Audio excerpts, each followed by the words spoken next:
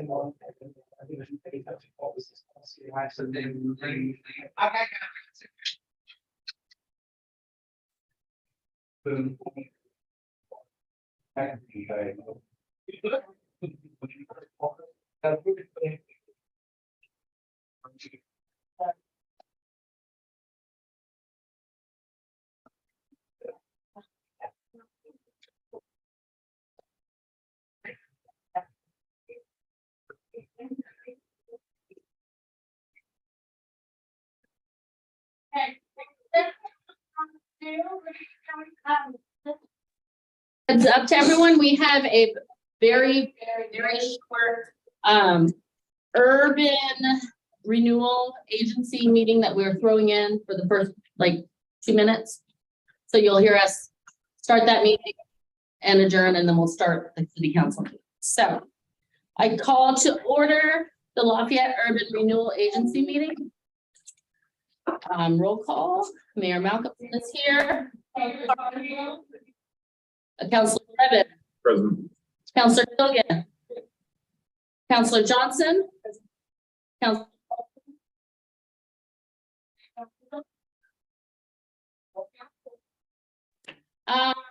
this is more formality than anything, but if someone is happy and willing to make a motion for us to accept or appoint the Urban Renewal Agency Budget Committee and appoint our city committee, budget committee as the Urban Renewal Agency Budget Committee. So it's a formality that we're entrusting that to them. From what, is there anything you wanted to say on that, Brandon? Or we? No, it's just something that since we have the Urban Renewal Agency, we have to go through the budget process as well. So the Urban Renewal Agency Budget Committee will function, if approved, with the City of Lafayette's Budget Committee. Why is it a formality that the committee be the same? The budget committee be the same? Yeah. Why is that why is that just a given and a formality? Why is there no process to appoint others? That's how the ordinance was drafted when the Urban Renewal Agency was done. Okay. So Jamie brought it to our attention that we had to either appoint, I mean, you all can appoint the budget committee. Yeah, we have to approve this. You don't have to approve, then we have to find 7 new members. But if we notice this in the process, Can we talk to the budget committee members about this already? no, we have not. So we're going to approve a budget committee without the current budget committee knowing about it? Their role would function is the exact same thing. It's So it'd be like a subcommittee under them or completely separate? no, they will be the City of Lafayette Budget Committee and the Urban Renewal agency budget committee, so they'll function as one. And yeah, I mean, I Is it think we two skipped separate a step. budgets? Yeah, don't we need their acceptance that they're willing to be that? we can, I mean, if we want to push this back, we can. But I mean, it's the budget of the agency, there's nothing there yet. So I mean, Okay, yeah. I'm just saying, like, if you appointed me to something. yeah. It's the same minutes, same budget. It's all, just- would it just be a line item? No, we would have to actually do it like next year. Yeah, As we start bringing in revenues from the like taxation district. tonight, how I started this meeting and then we'll. Yeah, we'll have to have, Then I personally don't feel that it's right for us if the budget committee has not been given a chance to decline this. Because maybe someone has an issue with being on the urban renewal agency budget. So the urban renewal agency has to follow the same budget committee rules as the Yeah. city of Los Angeles. you will hold the board of directors of the urban renewal agency. So we have to have, so with the city, it's the elected members and then one just per regular citizen per that. Since we voted the council to be the head of that, we still need an additional one regular citizen. Yes, so so if you want to separate a budget committee, Okay. but literally it would be the same meeting, same day, same time. The budget next year probably be 10 minutes discussion on urban Yeah. renewal agency. Mine is more just the content and the context and if it's something that they and respect.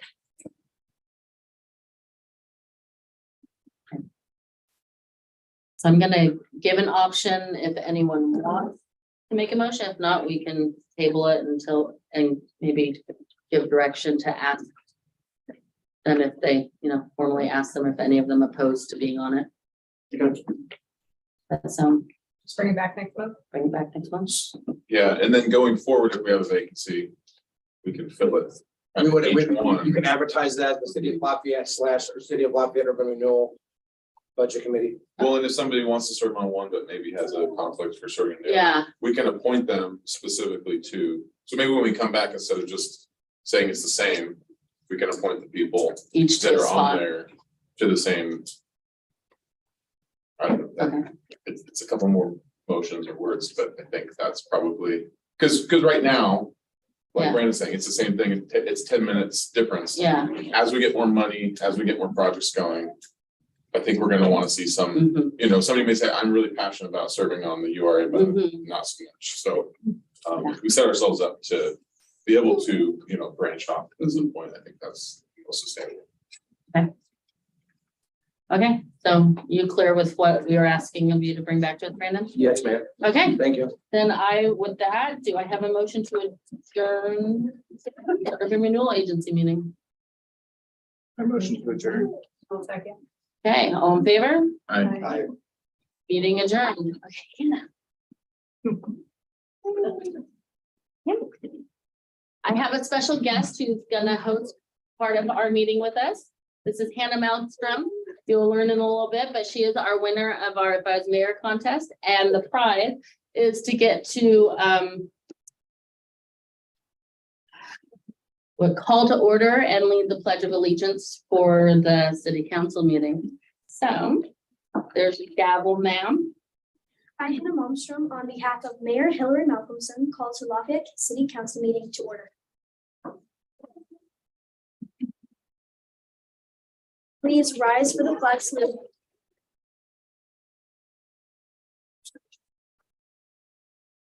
I pledge allegiance to the flag of the United States of America. And to the republic for which it stands,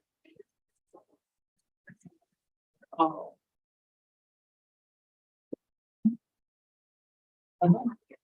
Mayor Malcolmson will call roll. I will call roll. Thank you, Hannah. Mayor Malcolmson, present. Counselor Carswell. Counselor Drebin. Here. Counselor Gilligan. Here. Counselor Johnson. Counselor Paulson. And Counselor Shaw. Here. Okay, we have a full council. Now comes our time for citizen input. Okay, on the non-agenda items. This will become a time that you are welcome to come up to the podium, state your name and your address for the record. And since we do have a full house and a busy meeting, we are going to implement a time limit of 5 minutes per person. And I'd also like to reiterate that part of this is not to necessarily get your answer tonight, but to get on record some information to share with us. Council might ask you a clarification question, but any big discussion, it would be something that we would put back on or something that we would yield to our city administrator. So is there anybody that would like to speak on non-agenda items? Going once, going twice. Okay, that was easy. You're gonna head this direction. So the city of Lafayette decided this year to participate in Oregon Mayor Association's If I Was Mayor contest. Normally, the full contest is 3 different age limit or groups. This year we did just the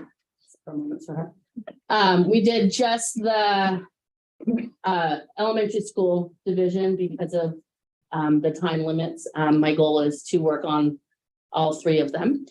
So tonight we have presentation of our 3 winners, 4 awards, but somebody earned 2. And then additionally, we do have the principal at Washoe Elementary School. Next week we have a spirit assembly where the principal's choice award we awarded. Our 4th and 5th graders were asked to submit a poster regarding what they would do if they were mayor of Lafayette. And so with that, I'm going to award first our 3rd place winner, which is, and I apologize if I spell or say your last name wrong, Jonathan Arzate. Is that?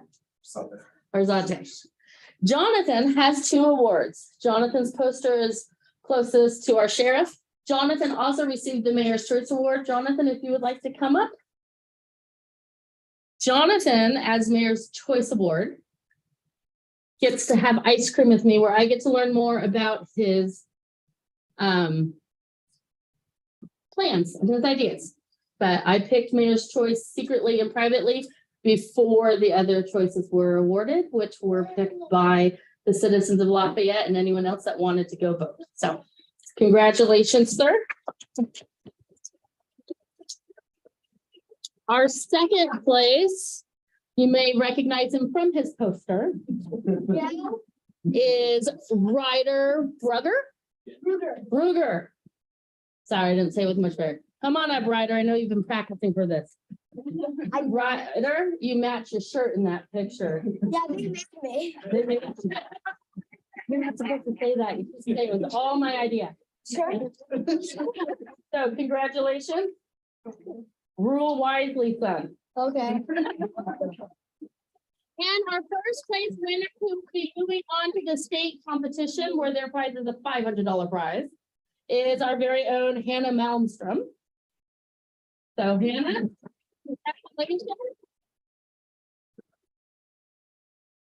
And with that, we draw to a close our Oregon If I Was Mayor contest. Now, if you want to get on with your evenings, I know it is a school night. And I know council meetings can be somewhat boring. And if you choose to stay, as always, you're welcome to sneak out at any time.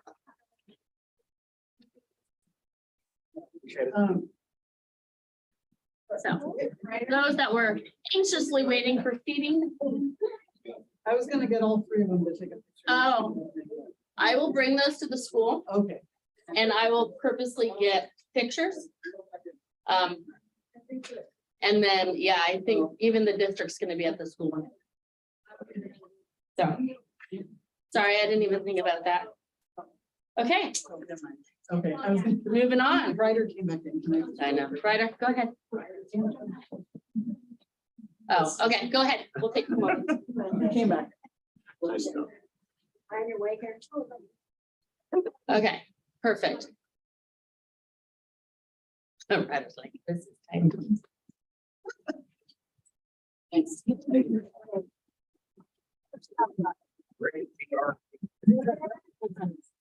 Okay, report from Lafayette Fire Department. Yeah. All right, good evening. I don't have a lot. We have 4 volunteers that are attending the fire academy. I've got 3 or 4 more applications that came in, so we've got quite a few eager to come join.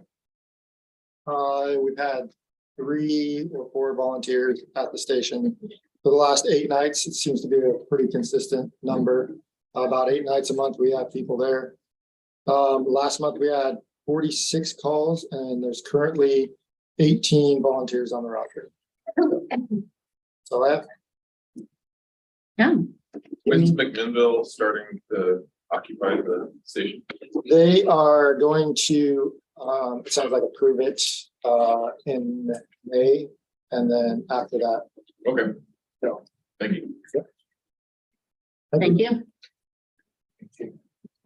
Report from Yamhill County Sheriff's Office.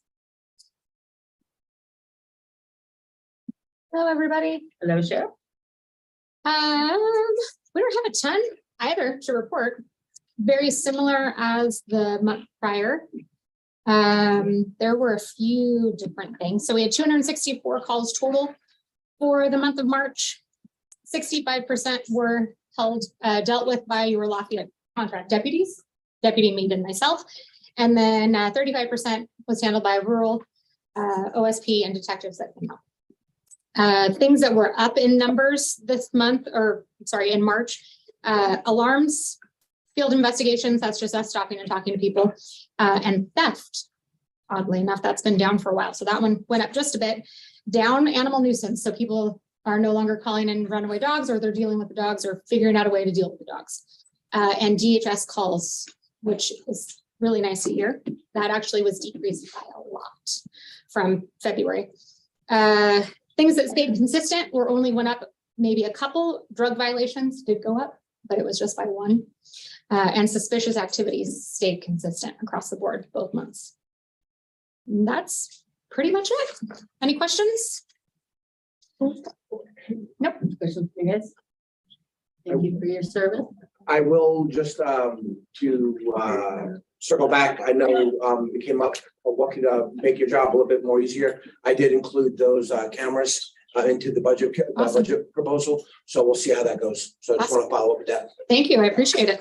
Thank you. Oh, thank you. Have a good evening. Thanks, you too. Okay, next up, we have a presentation by the Girl Scouts of on a community mobile food pantry. Brandon, do you want to introduce them? Because you're familiar with their project? Thank you, Mayor. So about maybe a month or so ago, Sorry, just a second. Guys, I'm having a hard time hearing. myself and Miss Cassandra kind of got in touch when she was discussing an item that the Girl Scouts wanted to do. It's something in my purview. We're going to allow them to have a mobile food pantry by the community center.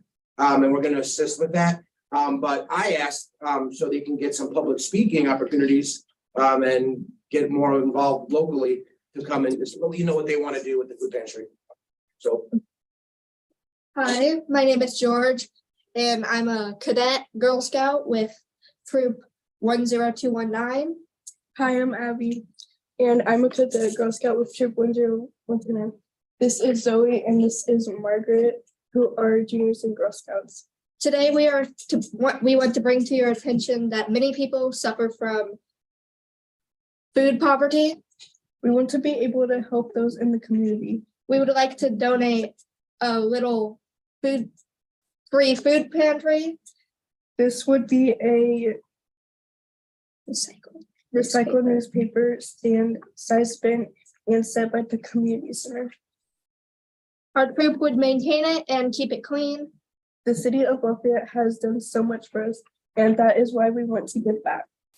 Our group cares a lot about the community of Lafayette, and we want to help those in need. Thank you for your time.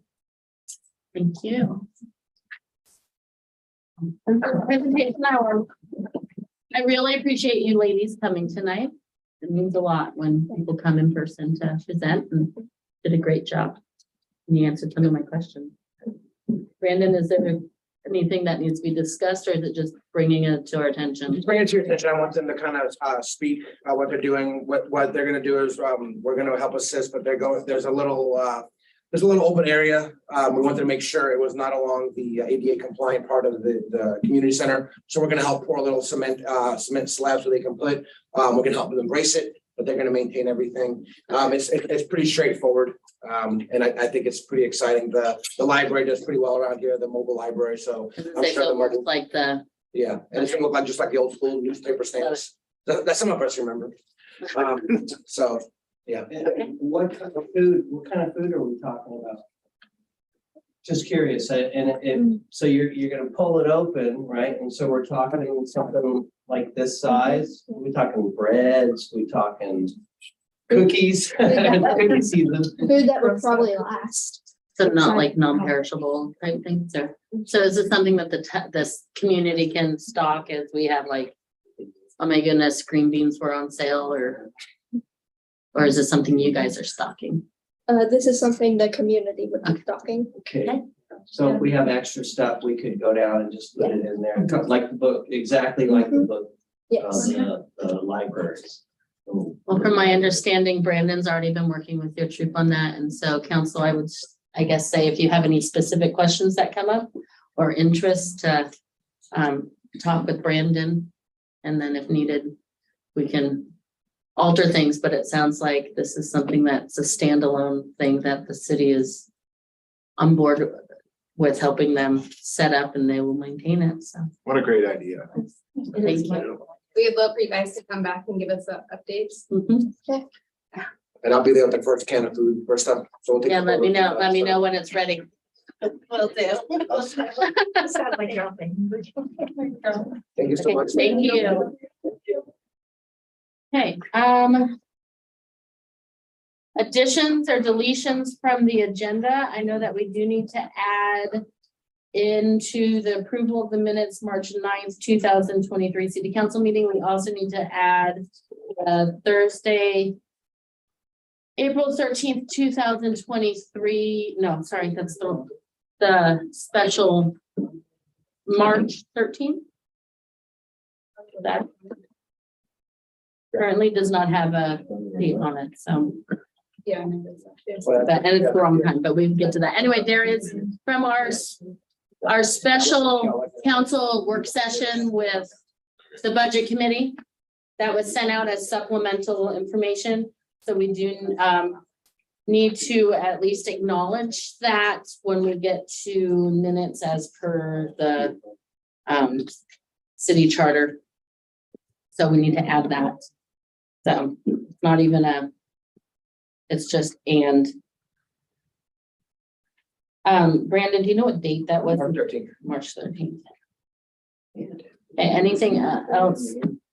On there? Yeah. To add or there's delete? shoe instead of chose in section 3.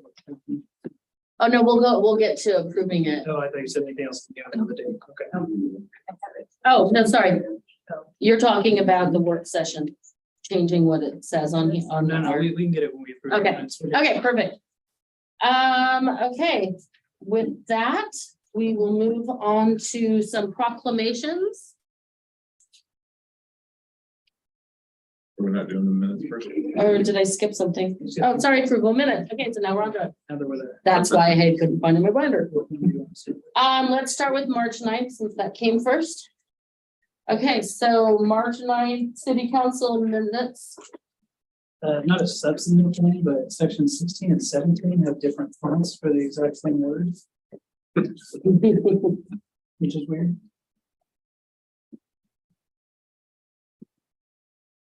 Oh, wow. You want your name on this meeting? We can change that, Helvetica Sands. Make sure we put that in there. Sorry about that. Thank you. nope. Okay, anything else need addressing with this? Yes, My name is spelled wrong in the minutes. My name's not Janice, it's Tamston. And okay, it's in the minutes as Janice. okay, in the meeting. so. March, thank you. I've been in that seat before. How many times I've corrected that? Okay, Brandon, do you need her to spell that or anything for you, or? Yeah. EAMSYN.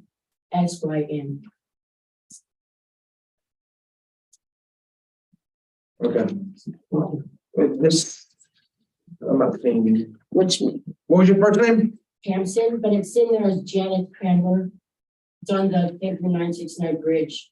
okay, is that, Oh, that's. oh, we're from the March minutes or the? No, that's on the agenda later. It's on the agenda. Oh. Okay, okay, sorry, I was trying, and thank you. Yeah, no, sorry. Okay, yeah, so any other approval?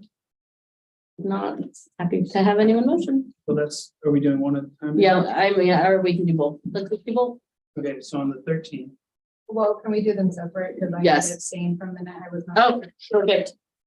Okay, so anyone want to motion to approve that? I just need a motion to approve the March 9th minute. I move to approve the City of Lafayette City Council meeting minutes for March 9th, 2023. Seconded. Okay, all those in favor? Aye. Passes. Okay, on to the special special meeting from March 13th, work session with the budget committee. I know that we already noted that there's no date, but the time was also 6 o'clock, not 6:30, if I remember correctly. Correct. Yeah, you all, we updated it after, Okay. after we I sent out. figured you did, but since this is what was put out to us. Thank Okay, you. and then did you have a word correction on that? yeah, in section 3A, the second bullet point, it says shoes, and I'm pretty sure it's supposed to say shows. Gotcha. Kayla, you said you weren't here. I was here For for the the 13th, not the night. Oh, okay. Additionally, and I'm sorry, but is the font different between section 1 and 2 in here? You got it. No, No, I think it is. no, I'm not saying no, it's not. I'm Oh, just okay. saying, no, you're not crazy. I can double check that. I can see the difference in section 2 and 3. I guess maybe let's just pick a font. I'll make sure, Not that it's, not that it changes, the legalities of things, but That's 2 and 3. Yeah, 2 and let's 3. make them, Yeah, 2 Okay. and 3, I'm sorry. okay. And also, I think is the, maybe it's just the font, but is the formatting totally different too?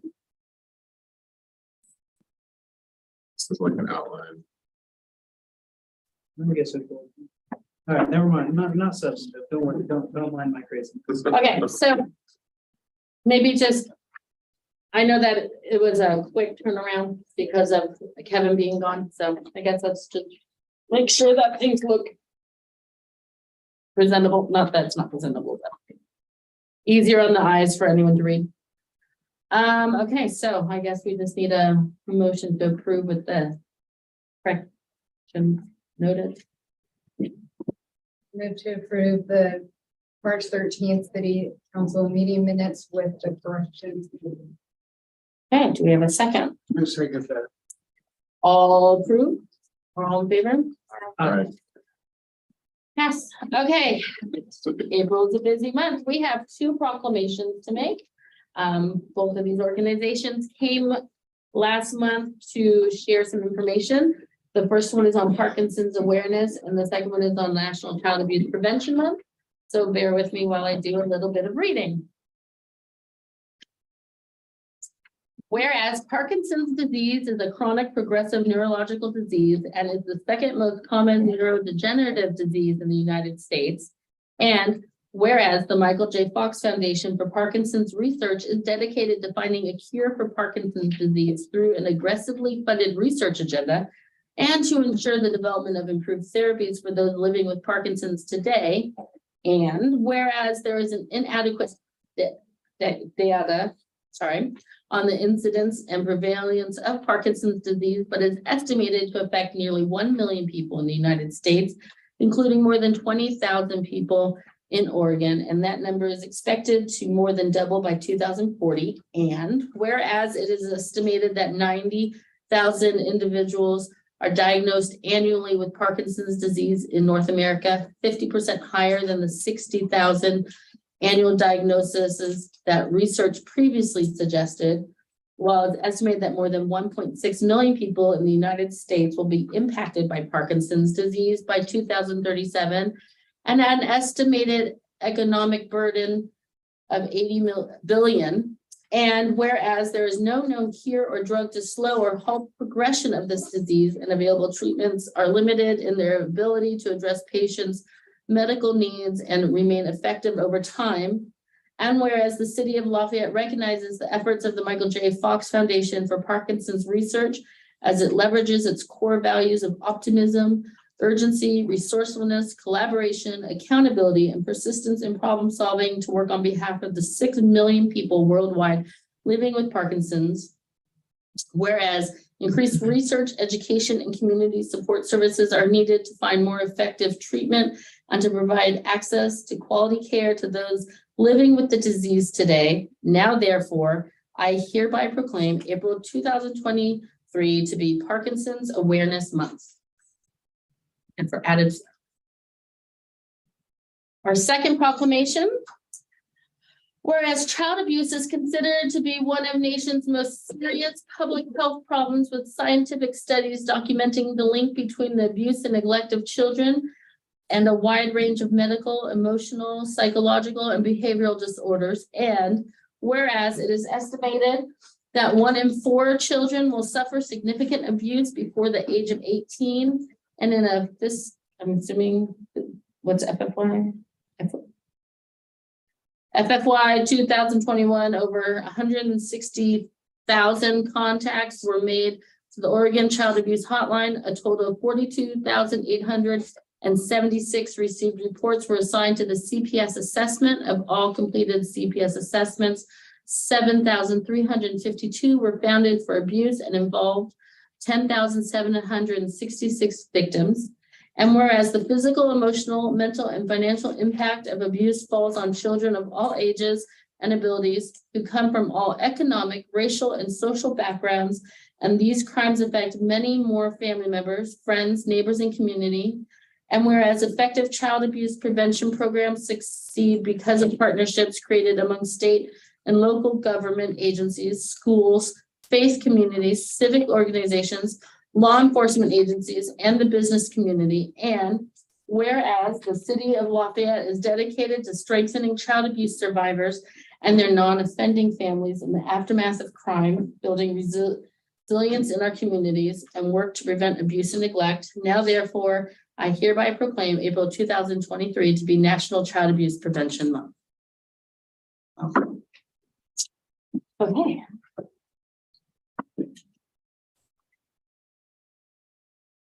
We are moving into our time of discussion and action items. I would like to make a note that as we continue on, for the sake of those joining us tonight and those sitting at the table, I do want to just quickly address that when we get to citizen input, it will be expected that you do come up to the podium after you are called upon to do so, state your name for the record, to make your brief statement.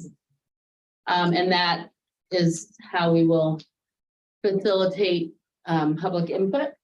But there will become a time for that. So first on the discussion items is our annual review of the antique fire pump agreement. Brandon, is there anything you want to say? No, I think you brought this to myself and Kevin's attention. I guess it may have not been done over the past year or so, but this is just an annual review that's been done, acknowledging the fire pump that we have with the Historical Society. So from my understanding, one of the reasons to do this annually is it verbally puts on record that we still acknowledge that we own it, and that it helps us not lose it by abandonment. So yeah, the city of Lafayette owns an antique fire pump from 1890, circa 1914 hose cart, and they are a long-term loan to the Oregon Fire Service Museum, currently housed in Salem. The Fire Services Museum has the proper space and ability to adequately care for the pumper. The city continues to lack comparable space and expertise. In the future, if we do find a purpose, or not purpose, but a need and an ability to bring it back, we can, but they are caretaking it for us. It's too bad we can't have like a parade like what's the year with it? They probably don't want to be checking. I know, right? I did suggest to Brandon to possibly look at this agreement is years old. 30. Like even things like how much we carry on insurance and stuff, that may be just a double check with them that on their end, that there's nothing they need us to update. I would hate to, because as a formality, we just keep acknowledging it that we should have been doing something else to. Yes, Craig.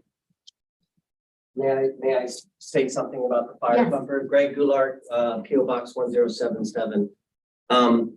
There's a catalog photo of what the pumper looks like at the fire station. If you peek through the window, you'll be able to see it on the back, on that back wall. I'd like to see actual photos of our fire pumper hung in the fire department at some point, since there's not enough room in there to accommodate housing it personally. So thank you. Thank you. I know that you had mentioned that to me the other day, and ever since then, I'm like, I need to take a field trip and go see this for myself. Yeah, it's, I don't know if the fire museum is the same as the historical society. I don't know if they're, I'm splitting hairs with that, but it's at the fire museum in Salem. Thank you, Greg. Yeah. And I have photos on my Facebook page, whatever that is. The historic page? Yes, Yes.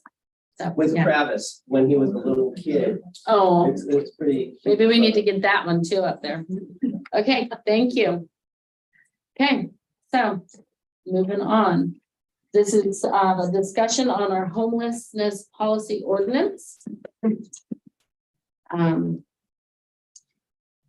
This is a continuation on last month. We brought to council's official attention that we do have 2 House bills coming in effect. Brandon, I'm going to yield it to you. So in continuation of last month's discussion, Councilor Gilligan asked me to facilitate some data from other cities of comparable sizes in the area. I sent like 7 or 8 emails out. I didn't get as many answers as I'd like to. The data is there. It does show what cities are regulating it close to us. The most nearby city, Dundee, is not regulating it. So that's that. Coos Bay is in there. And then also the map that was provided last month was an older map. We have, we found out that we actually had some other property that we had acquired. So that we have some new maps that are updated there for a cleaner look as we start going over the, as we start looking at the what ifs of this policy. So that those are all there. Those are kind of laid out. And then also provided to you. And I did want to clarify this because a mayor brought it to my attention, and I also brought it to city attorney's attention, is the other codes provided in the supplemental packet are codes that may be unenforceable if we don't do regulate anything. So speaking with my peers across the state and in the region, it's kind of 50-50 split on the way city councils are going. And there are notes in the data that was presented to you from the administrators and managers that I spoke with. Can I regarding stop the you for 1 policies. second? I did speak with Carlton's mayor, and so an update to theirs is that they did just on the 4th address it. And their next step is the attorney that Brandon and I listened to when we first learned about this is being brought in just as Bill came in to give us. So they're going about the same route that we're going. We're just, as of right now, not necessarily more ahead of them, but they too are doing pretty much exactly the same as we are doing, with the possible intent of being about the same. So, sorry, go ahead. And I think that's really it. I did bring Bill back. I do think tonight we probably need to have a determination how we want to go for the next month or so. We have to have this implemented.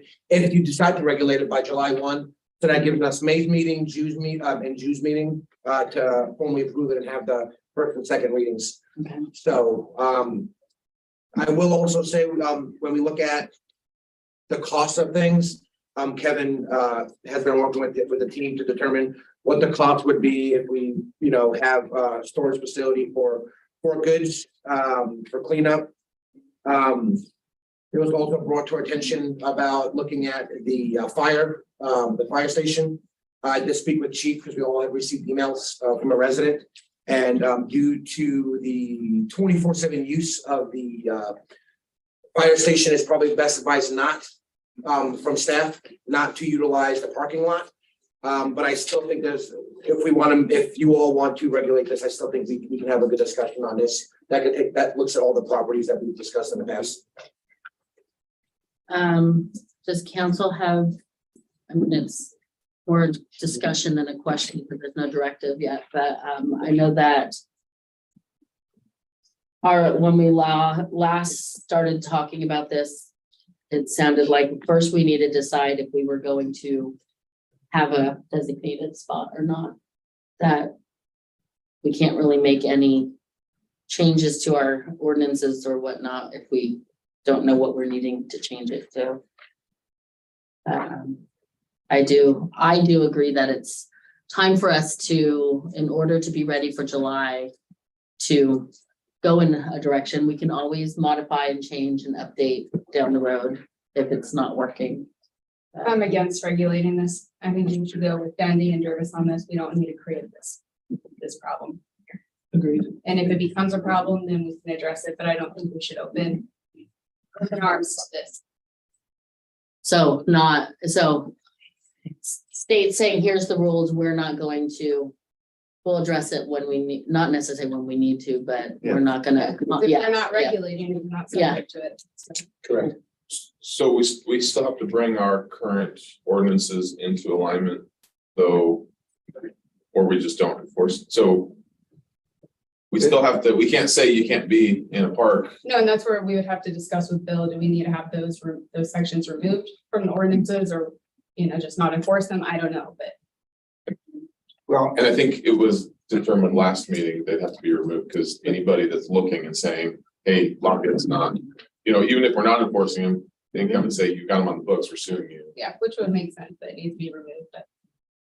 Or does it, my question is the ordinance, like the one I'm thinking about is like park hours, it says unless approved, but or authorized. Yeah. So I mean, there's that potential that the ordinance doesn't have to be changed. It's just we hadn't authorized it. Well, and a lot of it says like may impose or may, it doesn't. There's no shall. Yeah, Shall is the difference. So yeah. So I didn't even think that we needed to even change, even if we wanted to have designated a place. Because it gives us that verbiage of unless authorized or whatever, that's where we go, okay, we're authorizing this spot if we ever get to that point. But I personally didn't think that it needed to change because we had that little bit of a clause in there. I don't know, I'm not the attorney. I also worried about that, the designated spot, that one, what was it, state enforced, state something dangerous, like where your state laws are putting people in danger, or that. it is my understanding that Just like it should be done. No. if we don't do anything, then the state has defined what we have to do. And then that just leaves the door open for a lot of potential misuse because we're no longer in control. And we have to follow, The state trumps. state mandates and suggestions. I think personally that we can be proactive in how we manage situations like this, to where we are in control to the extent that we can be. Otherwise, we're relinquishing that control. And I think we've come further than allowing that to happen. I think we're smart enough to be able to come up with workable compromises and solutions, and that don't have to be expensive or troublesome or barriers. And I think it's worth a discussion. first and foremost, a decision has to be made by this body. Do we want to do something or not? But it needs to be clearly understood that if we don't want to do anything, the changes will be mandated by the state. Well, then not sure that's if we're not regulating them, there's no mandates on us. The mandate is that It has we to can't fall in stop conformity somebody with the state. from, If we have ordinances enforcing and setting restrictions, yeah, then we're subject to the state mandates. Yes, By not regulating, we are not subject to them. By not regulating them, we are not offering free services, which is going to bring that here and cause them. so we don't, So it's better to not regulate it. but if we're not regulating it, what do we? My understanding is the one House bill says that if we do not have a bed for them to go, that they can go anywhere publicly. unless we, But the thing Yeah, I is, think if when I- you're in looking area at the bill in Portland, because they're offering the free services there. I'm not saying add That's where it's, food they're service. being attracted to. Yes, Even if we regulate, they can still go in. yeah, Because we don't have the personnel or resources to give 72-hour notice to store things upon removal. For 30 days. We do, we have the control that you mentioned, it's good ideally. But practically here, we're not gonna have any control either way. We don't. have the We're losing resources. more. Providing water and porta potties, Yeah. extended hours. So- is it easier for us to handle, like, if we find an issue happening, we can always come back and decide, let's designate. In order, the House bill happened where if we don't have a place designated, that means public property. That if we find that there is an issue going on with, not a free for all, but because there's still other ordinances that they have to follow. The drinking, the Public urination. public anything, urination, sleeping, intoxicate, that then we could always not tighten it, but go, okay, this isn't working.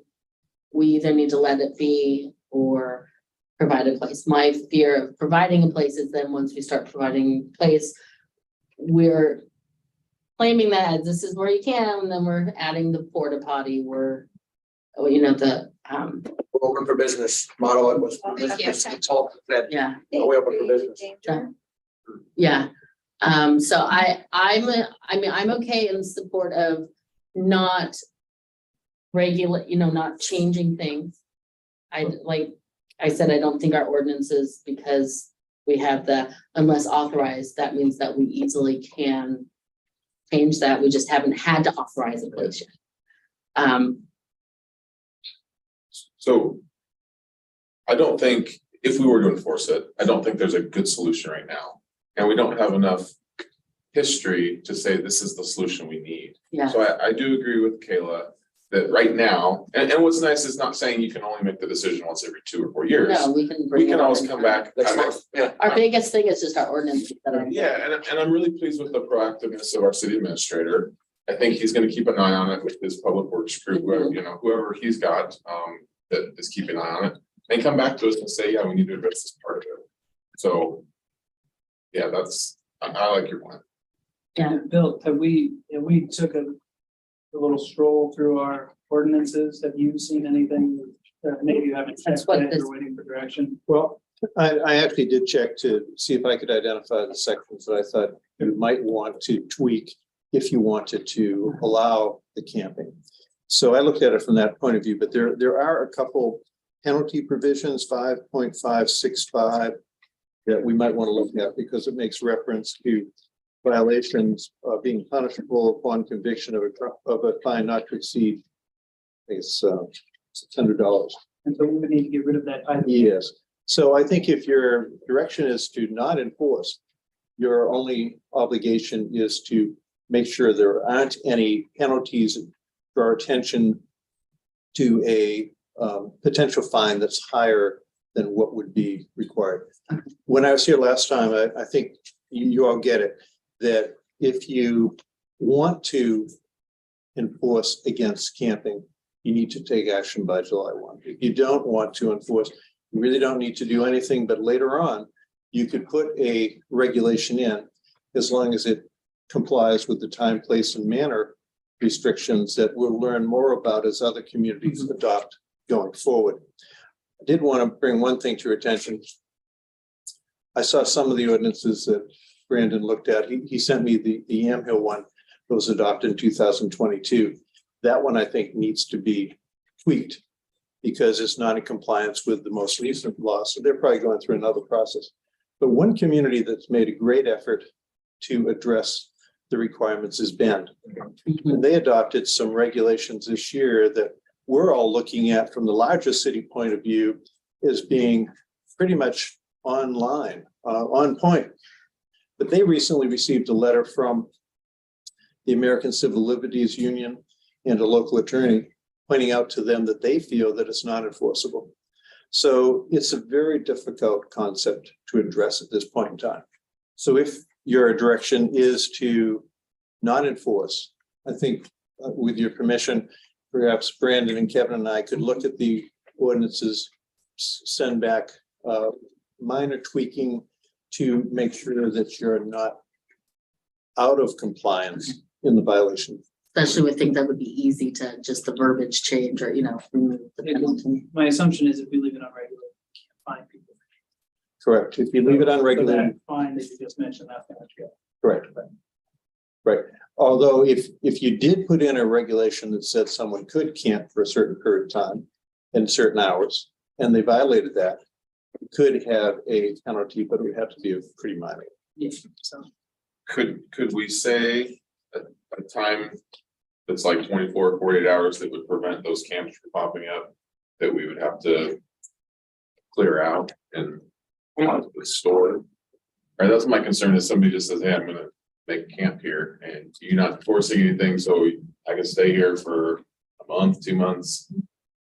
Well, if you're not enforcing, if your choice is you're not enforcing against camping, then if someone decides that Lafayette's the right community to come to and they plant their tent, you're not going to have a regulation that says it can't be within a certain distance from a fire hydrant or from a school or something such as that. And you're not going to be able then to count for days either. But to bring back into practice, remember last month, the deputy was here talking about how, well, they really don't like to do their activities when we come visit them, so we pop in and check in once in a while. Right. So I think in practice, things probably, if we leave it unregulated, I don't think things will change much from where they're sitting. Well, especially with other communities locally that are offering those services. Where they know that they're not gonna get a knock on the door because they're allowed to be there overnight or. Right. Well, and I think that we still have other ordinances that, blocking of sidewalks is still, enforceable. Correct? Like, we have, or, the alcohol, the lots of things. We just couldn't go after camping. Correct. Yeah. Or that the parks are closed, correct? Right, so it's, So what do you mean about the parks? being well, closed? don't we have from dusk to dawn or, Yeah. And we can enforce it. You're not So going to we be able can to enforce that if enforce someone Okay. decides to camp. okay, What about if a group of kids is playing? like right now at Washer, I live next to Washer. And I'd rather them be at the basketball court having fun. So, I'm like, yay, go ahead, guys, but they play basketball at night, which technically is against school rules. Oh, I We see. have to. So what you're saying is that right now, the hours of closure of parks is not being enforced. No, I'm No, saying. I'm just saying, Right now, we have hours in the park, whether you're playing or camping, the park is closed. Okay. but you're saying we can't even say that the park hours are dusk to dawn? No, I'm not saying that. Being there, You- it's different. Right. You can enforce the parks regulations against anything but camping. Yeah, so Okay. basically, the state is basically made camping like a special class for. Okay. So if someone's tucked in the corner with their tent, that's, compared to kids skateboarding in the park at So if you're gonna night. send your kids to play basketball after dark, have them take a tent. Or Pokemon. Bill, can I get a clarification Yeah, on sure. something? Sure. Um, Council. if if it's not regulated, then somebody could pitch a tent on any public property. Correct? Any public property, as the mayor said, it can't be obstructing a sidewalk, With certain. but on a So public somebody property. could, in their sleeping bag, sleep in the bushes in front of City Hall. Correct. But if we do regulate and identify an area, then that kind of takes care of the problem of transients picking any location. No, it doesn't. Mm-mm. No. Well, but if Because you, then to enforce that, we have to abide by certain new state requirements. We have to provide 72-hour notice. We have to, if we remove them, we have to store all of their stuff, regardless Here of in whether or Lafayette. not you or I feel like it's garbage. We have to Accessible all store their night. stuff. It has to be accessible more When than they just need it. business hours. We're not staffed. We don't have the space. We don't have the personnel. It actually puts far more burden on us to enforce those things. But if someone's sleeping in a bush wherever they want and they're just sleeping there, not breaking any other rules, they can do it. If they're drunk and disorderly conduct, doing drugs out in the open in these bushes, then that moves to a whole different topic than camping. And I want to add, I think at this point in time, this is not a huge problem. I think there's pockets, right? Mhm. But I don't think it's a huge issue. Now, if we decide not to regulate it and it becomes a huge problem, we can come back to this table and decide to regulate it. We'll have to go through the process. It'll take Yeah. months to get it passed, but we can come back and do that. But in the meantime, if we don't regulate it and it just stays little pockets, we save ourselves a lot of resources on the way through which we have to enforce it. If that makes sense. right, the only way you get to designate specific areas is if you go through the whole process and establish That's limitations. just one on step camping. of, But if you did that, you'd then be able to say certain hours, this park would allow camping. And you might say from 10 o'clock at night until 6 in the morning, and the rest of the time during the time that the park is generally used by the public, camping would not occur, It would not, would not be able would to not be occur allowed. without a violation. Probably still occur. okay, With a 72-hour notice. The 72-hour notice is the requirement to remove an established camp, as you would, however you would define an established camp. But And how do they define it? well, 24 hours is the They don't. They don't. Say exactly. They don't. Exactly. 24 hours is the shortest period of time that I've seen so Yeah. far. okay, thank you, Bill. Is there any question or comment from the audience? Okay, we're gonna start with her and then you. Please come up, state your name and address. My name is Tamsin Cranmer. I'm at 969 Bridge Street. And I just have to say that as a person who is about to go live in the park, you guys are dehumanizing the whole process right here. And I felt completely dehumanized by the way you were discussing it. And the fact that the guy that sleeps in the bushes out here is sleeping out there because his house was sold out from underneath him by his siblings. And he had no choice on that matter. And he's mentally ill and he doesn't know how to fix it. You guys are worried about your regulations and not about why these people are there and the fact that they're people. And if people would start looking at, instead of just on the resources necessary and start seeing the faces, there would be less of the disorderly conduct and all the other. Because once a person sits in this position long enough and listens to stuff like this, even from well-meaning people, it dehumanizes themselves in their minds and takes them places that it doesn't normally need to take them. And my 12-year-old son is one of these people you guys are talking about. And it's through my mistakes that he's there. But what he hears is about how we're just a problem to be managed. And that affects everything on a daily basis. And I just want you guys to stop about the human side of it for a minute. Maybe talk to Jerry for a minute. That's the guy in the bushes' name. He's schizophrenic, but he's harmless. You know, I'm not talking about like TK and Miranda because they're the reason that the problem exists like this, you know? And they're just outlandish, but they're not really homeless. But nobody sees it like that. People need to stop and look at people like Jerry and my friend. We have a couple of friends who's had that happen to them in this town lately, where their family has sold the house that they've lived in out from underneath them when they weren't knowing it. You know, and now they're out there where they've had a place their whole life. It's not through, and I just, First, thank you for being vulnerable and coming up here and speaking.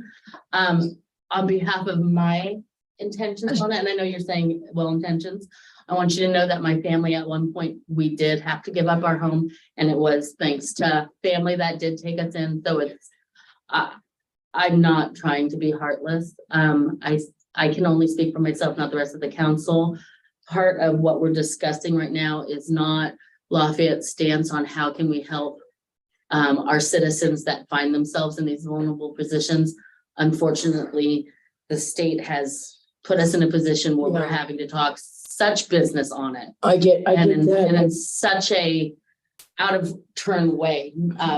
Councilor Shaw was onto something last month where it's like, normally before you start changing ordinances and this, it's a bigger discussion on how we want to help. No, see, the city of Lafayette in general is very humanized. It's not, doesn't have the problem that the bigger cities have. And that's why they don't have the problem that the bigger cities have. Because that, but just, it needs to continue going forward like that. In that, because it's like he was saying, everybody's going to be looking to everybody else on their policy making. So if we want to be different, show them a different way of doing it. A way that includes and helps instead of, because it doesn't have to cost anything. You don't have to do anything different. Just something, the way so the community can see them us as humans and not just as a problem. Yeah, and I think you're onto, you know, I think you're onto that there is a humanitarian side of as a community. It's just hard to really mix that with the you know, legal system. it's not fun to be on this side where we are also representing the residents that have the luxury of the homes. Yeah. That then the you know, our taxes, where it does cost things that if then all of a sudden in order to enforce these pockets of, you know, that's why we looked at, do we want to provide a location? It's not because, oh, to brush it everyone aside. First off, I did not know we had someone out here. I was just generically, sorry, I just want it on record. I was not purposely using somebody as an example. I just know I know somebody's thinking at the bus. So I did not, I just was, it was the closest location publicly. So I do appreciate. I tend to get involved. That's the reason we lost our apartment, is because I tend to get involved with a lot of the homeless in the area and try and give them a place. They have a big heart. Where they can find acceptance and safety for a minute and they don't have to be out there. And our landlord didn't agree with that. Yeah. So it's just crazy. But anyway, I'm running out of time. I appreciate your vulnerability to share. Sir, did you still want to? All right, sorry. I have a lazy eye, so it doesn't look like I'm looking at people, but whoever would like to, if you know, sorry, can I have you, just give the microphone, we have people viewing from home. If you can state your name for the record. And my name is Ronald Crosman. Mm-hmm. You know, I feel bad for them people that are homeless. I've been homeless 3 times, you know, but if we designate a place, we're going to have to clean it up and we're going to have to enforce it. And the way it is right now with the homeless people that are living down on the river during the summer, you know, the only time it bothers me is when I smell the campfires during the dry season, because my house will be gone. Mm-hmm. But so I came here tonight not knowing what you're, because I just heard about it. Yeah. You know, I'm sorry for that lady and the way it is, but you know, we do live in America and America is a money society and it, you know, Thank you. live, die and pay taxes. Thank you. Any other? Yes, sir.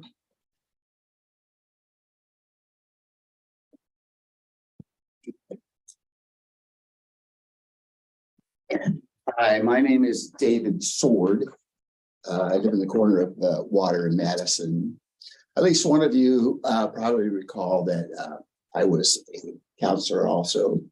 So I've got a bit of a background on how things work. I'm here to talk about not having a camp as proposed or even thinking about it. We all empathize with people who, for largely no reason of their own, have been forced to live in their cars or in the street or whatever. My wife and I, an infant, were also homeless for a very short time, a couple of months, but it was incredibly difficult. That was years ago, but it was incredibly difficult. Applying for a job, there's no address. You can't apply for unemployment, those kind of things, because you don't have a permanent address. Before cell phones, you know, you don't have any way to get hold of anybody. That's still the name of the game. And it's not just a Lafayette problem. It's not just a Yamhill County problem. It's not just an Oregon problem. It's a global problem due to global economics over the last 7, 8, 9 years. I'd like to say that, yes, I live on the wrong side of the tracks. Most of us who live down there don't get much attention. So we kind of have a community that keeps track of things. It's my view that the instigator of this idea had too much time on their hands. In the past 2 years, I've lived at this place for nearly 10 years. And in the last 2 years, my house has been broken into 3 times. I have a shed that's adjacent to the house. I've had things like trailer hitches, pneumatic ladders. We had a small lawnmower, an edger. My garage is such a mess, I'm not sure what all was gone. We were gone from the house for 2 days over the coast. When we came back, we have a chair on the porch where we just watch the traffic go by at 40 miles an hour. There were cigarette butts all around the place. I saw one, I picked it up, and then pretty soon I picked another one up, and then out in the garden, you know, somebody had smoked at least half a pack of cigarettes sitting on our porch while we were gone. I've never seen anybody walking up and down the street smoking cigarettes. And I surely know that it's nobody in my neighborhood, the rest of my neighborhood. Let's see.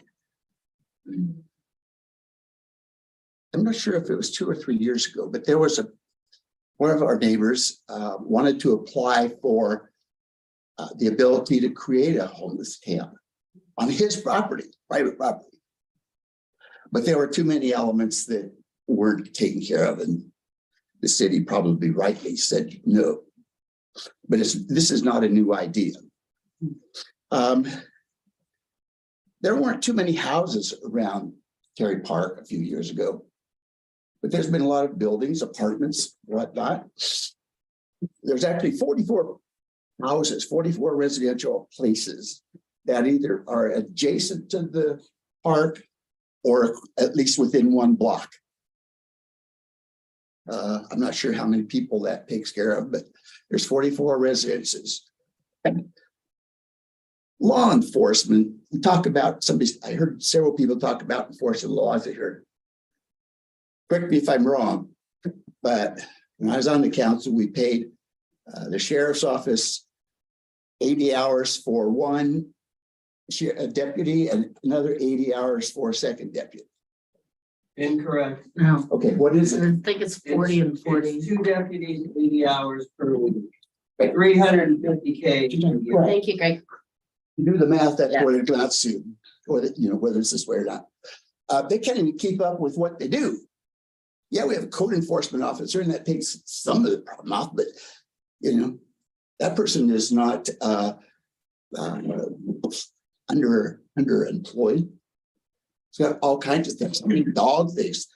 My wife was bitten by 2 German shepherds that were loose last week. It just doesn't keep up. There's not enough work for him sometimes. I'm sorry, there's too much work for him.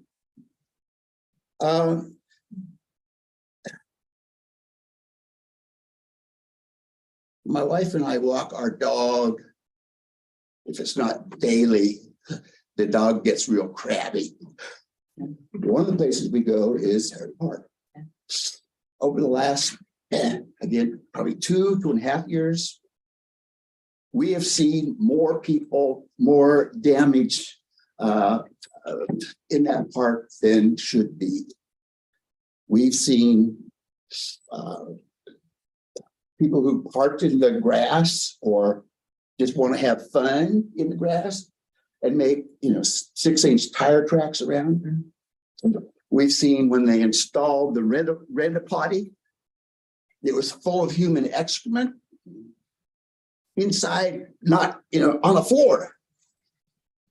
We don't know who that is, but we have a suspicion that it's not anyone in our neighborhood.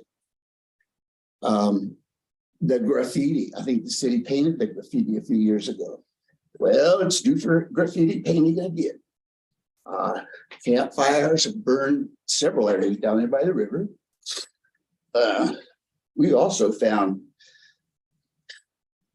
human excrement in the park, in the grass, over by that road that's very close to the bridge. We picked up a lot of stuff, not that, but crap that shouldn't be in the park. Food, cartons, those kinds of things. So building a homeless camp in that area, I think is all wrong for the 44 houses that live around there. And I didn't count how many are around in 5 or 6 blocks. It may not be true, but within the group of people that are homeless, there are a lot of drug users. There are a lot of people who have nothing else to do and go break into houses or create some kind of activity that's not appropriate. We don't want those in our neighborhood. We all are empathetic about the problem. We don't have a solution. The city has 6 parks. The city has property that they recently purchased that are not in residential areas. So why can't we think about those areas? Let's see. When I think of a camp in that park, I also think of the phrase, build it and they will come. So there's a lot of folks that would like a place and they're not, they are able to travel 10 miles, 15 miles, 25 miles, 30 miles. So that camp's going to fill up real fast. And again, that's my reason for asking you not to consider this camp. Thank you, Mr. Sword. And I just want to point out that for me personally, I do not think of you guys as the wrong side of the track. Every decision, I can't speak for other people or the history, but I just want you to know. I have some good friends on that side of the tracks. That's in me, but, and I would never, you know, you bring out a point of vulnerability, being that neighborhood is a vulnerable neighborhood. So because I think those of us that live right there don't get anything. We've asked for many, many things.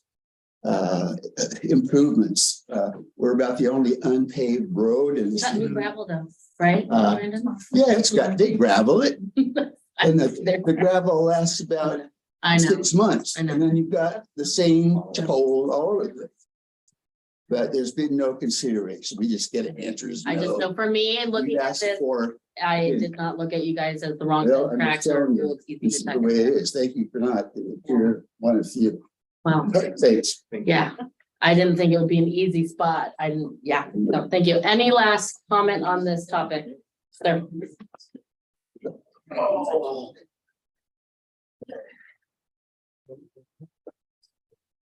Mike Cranmer, 16100 Southwest Century Drive, Sherwood. Interesting topic. I deal with this. I live in the metro and I used to love to go downtown Portland. I don't go down there much anymore.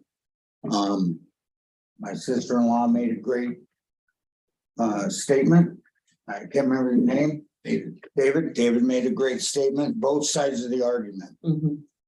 What and you guys, your conversation I thought was great. I thought you weren't looking at the person, you were looking at the problems that could arise from it. So what I heard,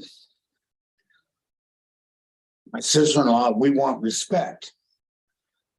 David, we want our stuff to be respected. What I heard was, if we don't regulate it, they'll go anywhere in town. If we regulate it, we can give them a place to go. The problem, I'm going to tell you, as a metro person, this is what I've seen happen. Give them a place, don't give them a place, doesn't matter. They don't respect the help that you give them. When you give them help, they should you're respecting them as a person. They should respect your rules. I will help you, but these are the rules. Don't urinate out here. Don't drink alcohol and don't do drugs in my property, right? I mean, that's what the Portland issue is.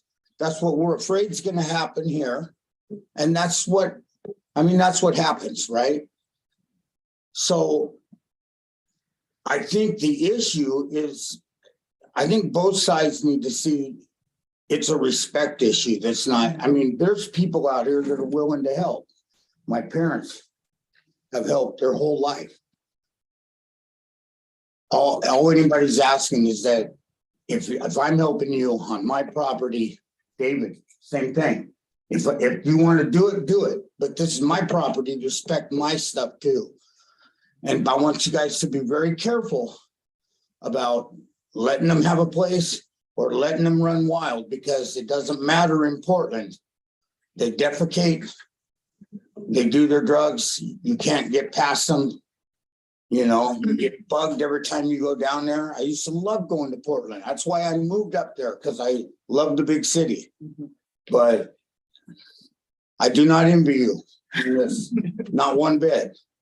But I just wanted to say, that's why I think it's a respect issue more than help me, don't help me, don't dehumanize me. I think it's a respect issue. Thank you. That's all I really want. Thank you. Okay. That's Greg. I'll be quick. Greg Goulart, PO Box 1077. Counselor Paulson, thank you for your comments.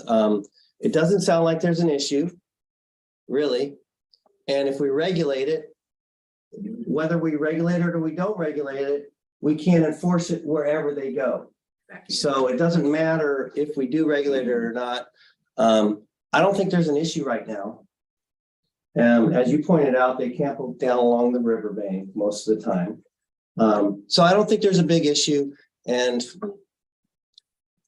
I don't envy you. You don't want your seat back? Okay, any last yes, sorry, go ahead, sir. Oh, you're gonna talk. Oh, no, my turn. No, your turn yet. You know what? Okay. Wait, something else you missed on the open discussion. Oh. But we'll Yeah. do it when we do our. I got more time, I have money, so I'll wait. What was I gonna say? The 72-hour notice that I heard you guys kick around a little bit ago, that doesn't apply to this situation at all. 72-hour notice, non-payment of rent, but you're not charging these people rent, I assume. So It's a state law that. Right. But the 72-hour notice is for non-payment of rent. No, this is a new law that says that we have to give 72-hour notice Okay. before. But, Mr. Mayor, a 72-hour notice really doesn't mean anything. That there's no real binding to it. It just means that you have to get 72 hours notice before you can write an eviction notice. So it really doesn't mean anything because 72-hour notice, as you're saying, applies in this law. It could mean 2 or 3 months of court hearings to actually get somebody off the I property. believe, you probably know legally how to say this a little bit more streamlined, but the 72-hour notice or the 72 hours that we're discussing is just that we can't clear an abandoned encampment after 24 hours anymore. It has to be a 72-hour wait. After somebody has moved out. No, like if there's a, Bill can probably clear that up. yeah, but right, Bill, the 72 hours is. The 72 hours, that's fine. If someone has an established campsite. Right. And the city had an ordinance and it was enforcing the ordinance to say you need to move the campsite.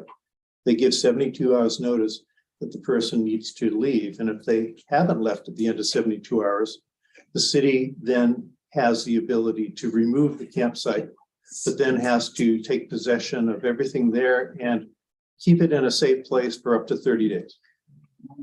That's the new law. And if they don't move. We collect their stuff and put 30 Well, days. you know, we've been around like this. I have with the sheriff's office. People camping on my property that I've got. And it doesn't mean anything. The sheriff's office will not enforce it. And that's what we were discussing is that we, you know, even if we were to designate something, You know, we'd have to be able to enforce it anyway. you know, I know, Hillary, this all sounds cut and dried and like everything's black and white, but it's really not. No, I know when it it's comes to the not real black and world. white. You give somebody 72-hour notice, they're gonna laugh at you.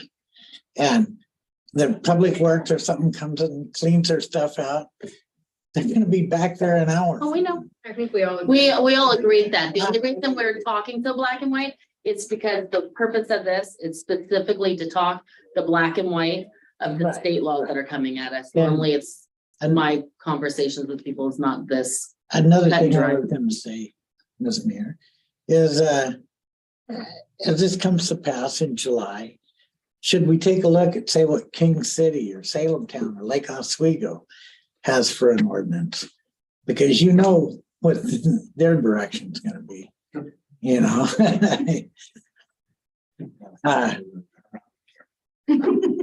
Right, that's not gonna happen. And then also, you know, I've heard the two proposed sites is Commons Park and Terry Park. Well, what about the 2.5 acres we just purchased at the edge of town? Is that under consideration as well? The 2.5 acres. That's a wetland. Right. Yeah. It's a big long drainage ditch. That brings in another, I'm sorry, but that brings in a whole nother realm to, because it can be classified as a wetland. Yeah, Yeah. and we won't be able to do that. Yeah. And then and you can't touch the wetland. Yeah. It's like there's county property in the middle of our town that's a wetland and you can't do anything. Okay, but Terry Park has a floodplain as well. That's, You know, so what are you talking? yeah. I think that's one thing we all agree is there's no perfect solution, no matter which direction we went. Even if you went there. Like the man said, I'm glad that I'm not in your position. We all thank you for your volunteering your time and everything. But it's a tough deal, I know. And sometimes on paper, it's not gonna, just because it's on paper, and we all know that it doesn't Right. mean that it's followed, but. Thank Okay, you very much. thank you. So council, we're almost to you, trying to wrap us up so we can get to you. Okay, are we pretty much in, because this was a discussion, there was no action to be taken. That what we would like is to look at not designating spaces right now, leave things as is, except for asking you to get with Bill on if there's any wording in the camping ordinances, you know, those that could be clear. I think we're talking about not regular. Yeah. Yeah, okay. Yeah, but we still had those few little things that just so that it's not officially in conflict of, Right, we need to The make House the bill. ordinances consistent. not Consistent with- regular. yeah, And you're gonna keep us surprised if there's any issues related to this? Yeah. Yeah. Okay. I feel good about that. okay. One final question for direction. Yeah. Did you want us to bring back the proposals next month? Or do you want us to bring you back a final ordinance just with the cleanup of the fines? Do you want to discuss it first before we read it off? Or do you want us just to pick the piece out and bring you the proposed ordinance vote on it? That's what I'd recommend. That's what I recommend. The attorney, he's good. you know. Okay. Yeah. Because worst case is, someone can, it has to be voted on. So, Want to make sure. Okay. Thank you. yes, thank you. Okay. Council, are we good? Are you ready to keep forward? No break needed? Ready to move. Okay. We are now moving on to the recreational vehicle occupancy permit for 969 Bridge Street. Hold on a moment, sir. Unless you're going to the bathroom. You're done with me, correct? I'm done with you, Bill. Thanks, everybody. Thanks for Good that. night. I know that we have the residents here that this isn't related to, but I do want to go through the correct thing. So Brandon, any information on this that we need to know that's No, different than? nothing different from last time. I know, in January's meeting, it was discussed. We had to bring it back, for you today, since You guys can sneak through, you're good. the last meeting in January was mentioned to bring it back to this meeting, have more time. They're still there. So. Okay, before we get to input with any discussion with you guys, or? Okay, then. I guess where we're at is the extension's over. I guess, is there any statement from the, I haven't been able to get anybody to even return my phone calls. I got one email back from the Whitecap, their supervisor, and because they're working remotely and they're struggling with this, the hotel thing, they don't have anything. They don't even have anyone available to get back to us right now. Housing, I can't get any more information out of them. Since they put the portal up, they don't talk to humans anymore. so it sounds like you guys are still in the same spot you were in. Yeah, right? pretty much. We Okay. just wait for the rain to go so we can not have to be wet. Mr. Cramner, did you want to say something? I know you Yeah. want to respect that you. Good. Well, you can, what, sir, if you would like to, you are more than welcome to Stand do right that. there. Stand or sit if you want to, it's your choice. I think he wants to lean on it. No, Oh. extend it. Okay, Yeah. So better. wherever it makes Right you here. comfortable, sir. Okay, folks, I get hello again. We've been here before, Hello, sir. so we'll go through this one more time. I'll tell you right now, passing more ordinances is not gonna work. It won't work. These people don't understand. They don't respect the law at all, Mhm. not a bit. Now, I've got people in there right now that won't pay their rent. And they know it's due. They won't pay my utilities, my water bill right in there. I got one a few weeks ago and the bill on it was $250 because I didn't come in here when they hung a pink notice on my door. Well, this guy, he locks the house and he don't let me in. I can't see what's in there for the mail. So can I ask you, with respect to your time and our time, we are specifically looking at the. 969 Bridge Street. Yeah, no, I know, sir. And sleeping in it. Okay, the RV permit occupancy as the homeowner, is there? We don't want an extenuation. Okay, I don't want no you extenuation. don't want to extend your, okay, I'm through with it. good. Not. My wife and I have been married for 62 years. When we bought that place, there was nothing on it that said you may have restrictions later on. They didn't, and the title company never told me anything about these laws that are ordinances that you guys are gonna pass. All of us gonna pass. I used to be sitting over there too, myself. So at this time, you are not coming to us asking for an extension on the permit, RV. Okay? I was. Okay, sir, just a moment. Okay. Are you a homeowner? I mean, you can speak all you want at the statement, but. My name is Daryl Cranmer, and I'm the occupant of this temporary permit. And this is not an extension permit. This is our first permit. I don't have no place to go. I don't have the money to go get it into a place. So if you guys are telling me I can't have an extension for me and my wife and son to have a place to sleep our heads at night, then I'm gonna be camped out right out here in front of this office in a tent, right out there on the sidewalk. That's my next step. I think I'd tell you a better place to go would be to the Oregon State and Salem and the Housing Authority and get on their tail because they won't even. Stop. I have the floor. Mr. Hamner, are you done with the? No. Okay, so sir, I need you to sit back down until he is done with the floor. Mr. Cramner, is there anything else you would like to share with us on behalf of your stance of you are the homeowner and you are not asking for an extension? Okay. Yes, and I would like to have the $250 bill that they give me. I paid it. Anytime I get to That would be a whole different. I need that. I want that dismissed. That is something you will have to talk through the, Can't you vote on a No. dismissal? we cannot discuss. How would I present that? I mean, I came in here The to judge. the office the next day. Okay, so, That's something to the judge. yeah, hang on. I Okay. wish I was all powerful with everything. I can't. Okay, I know you can't do yourself, but here's part of it. Yeah. You guys could all get together and go to No. Salem and camp on airport. Can I bring my? See how long That's a that field would trip. last. Yeah. Sir, unfortunately, a fine is something that has to go before the judge. And even we as a council are bound to the legal So law. why did I get fined? I didn't know I had the pink They haven't notice. been fined, Dad. They've given you, they. You haven't been no, fined, I'm talking but about that is something that you'll have to go to the judge for. Right. So, I'm not even immune for the judge from fines for my house too, sir. I'm trying to understand your father. he has two issues. No, I'm totally Yeah. against this. But as for the Totally. RV, And he doesn't want David, the, you can come. Correct. Does not want to extend.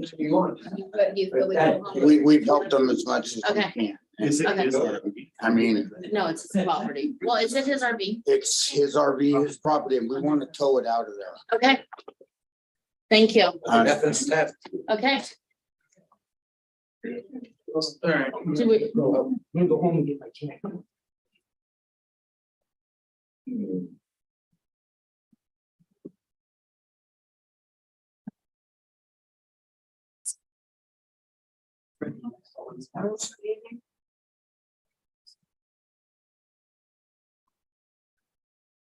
So you have the ability as an administrator.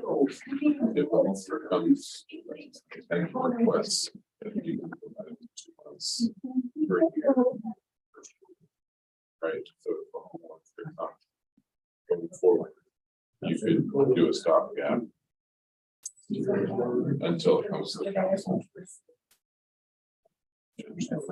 Yeah, well, I originally was declined.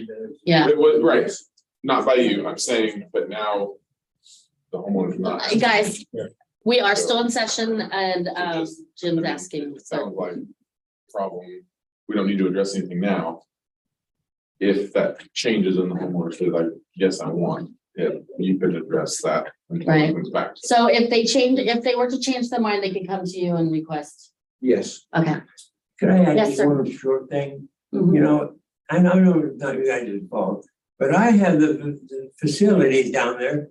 A 5-bedroom house, I've got 4 baths in it, we have the bath facility, have a fire hydrant running out of our front yard. And I can't get the damn housing authority to even rent to me, so I can give to them. They don't listen to you, we call them and call them and call them, they're gonna call us back, they never do. That's the housing authority right there in Mac, and they won't even talk to you. I would probably recommend we check with the county commission or the county administrator, There's gotta be someone in the state of Oregon that's above them. Oregon Housing Authority, but I think you probably want to start similar to the city. You probably want to start with the county, County, like, that's what we've been. The Yeah. commissioners? They won't yeah, talk. commissioners or the county administrator. There's people over there you can speak to, and then hopefully doesn't get to the state. But I tell you what, if I tell you, I'll give you $10,000 for every house you can find to rent in this county, I bet you hit me with a $100,000 bill. Okay, so I don't know if you heard us discussing that if you did change your mind and want to go for another permit, Okay, just get with Brandon. I don't get That's the next step. I'm just saying, if you did, that would be your next step would be to first go through them. You just caused one problem, by the way, man. Nope, and it's the homeowner's decision, so. You know, we were away. I took my parents to California and the respect issue is what I was talking about. Yeah, we come back home and the idiot guys are all out there in the motorhome having their little party and doozy. And, you know, that's the first thing I said when I left. I said, do not do any drugs or don't smoke in here. And we want to get rid of that ticket that he's got, so Yeah. that's why we're done with this. That's Okay. been bothering him and he thinks about it every day. And I'm sure. so if we just say, no, we're not extending the motorhome, then we can go in front of the judge and say, look, it's done, the motorhome's being hauled out of here. Can we Okay. tear that ticket up? So, Sounds like you guys have a plan moving towards Yeah. let's talk to the judge, go Yeah. best foot forward, so. Okay, The guy who got there now, he won't get a damn win. And he said, well, you can't throw me out. And he pretty much. well, you'll find out. We can. everyone got to say that they don't we can do that. enjoy, you know, if they don't envy us on the other side. I do not envy you as a tenant or a. What they usually do is when you break a law and shoot somebody and then they come get you. They took all of his guns. Okay. Thank you, both. Thank you. Okay. Okay. Moving on. You're welcome. Council Visioning Strategic Planning Summer Work Session. Brandon, it seems pretty straightforward. Yeah, Nothing new. yes, thank you, Mayor. Yeah, pretty straightforward. I think since we have a new administrator, we have brand new council. I think it's time we kind of see where the vision of this council is for the next couple of years. So I'm proposing 4 dates, 2 dates in June, 2 dates in June, 2 dates in July. That will be after the budget discussions, and it'll be in the summertime when it's a little warmer. So I'm looking at an 8 to 5 on a Saturday. It is 8 hours, but I think it's needed. I'm whamming down one day too. Available on the 8th. Does July 8th work for everyone? I'm not available on July 8th. That's the only time. I was gonna say, for me personally, I know there's a few dates that I have to get a babysitter, and that's fine with me, so I am. Weddings, I'm traveling for another one. Is it because of summer? Would it be better for us to bump this a little bit? Well, the 8th is the only day I wasn't available. No, that's what I'm saying. I guess, okay, first off, are we all in agreement that this is a worthy thing to do? Can we talk more about what it is? That's why I was getting at, Yeah. before we even, you know. So it'll be just communication tactics, how to be good communicators for the first half, kind of get to learn a little bit about each other, our styles, leadership, et cetera. And then I think the last half of the day is gonna be focusing on priorities, where you each individually see Harrington in certain year. I've done them in the past where. Lafayette. You're not hearing. Sorry, Lafayette, sorry. I've had, when I would do in my previous employment, we would all just kind of get together. It's a bonding experience, but it's more about where you see yourself as a policymaker here in Lafayette, and how when you leave and you hang up your hat, what would you like to see done? And it kind of helps us kind of guide the budget process. I think it'd be great to get the community involved. I was thinking about if we wanted to have maybe an hour or so where myself, Mayor, and Council President Paulson, maybe we're here and just said, hey, we're having a strategic planning session. What are some of your ideas for the next couple of years? Type of thing. It's needed, especially with the new council. And I think we all need to know where we want to be in 4 or 5 years. So. Did that answer any of your questions? Yeah, Still like, and I like the idea of the second half of that meeting. I don't know that we need the first half. Trust fall. Yeah. Yeah. my eye. I don't want to bond with anybody. So then you would prefer just a half a day? I would do it half day. Yeah. Does that change anything? No, because what? I'm literally out of town every. No, I'm totally, I was just asking. To be fair, June, I have free weekend back to back with weddings. Oh, Everybody's man. just like. get their own- Yay, you can catch up, okay? I don't know.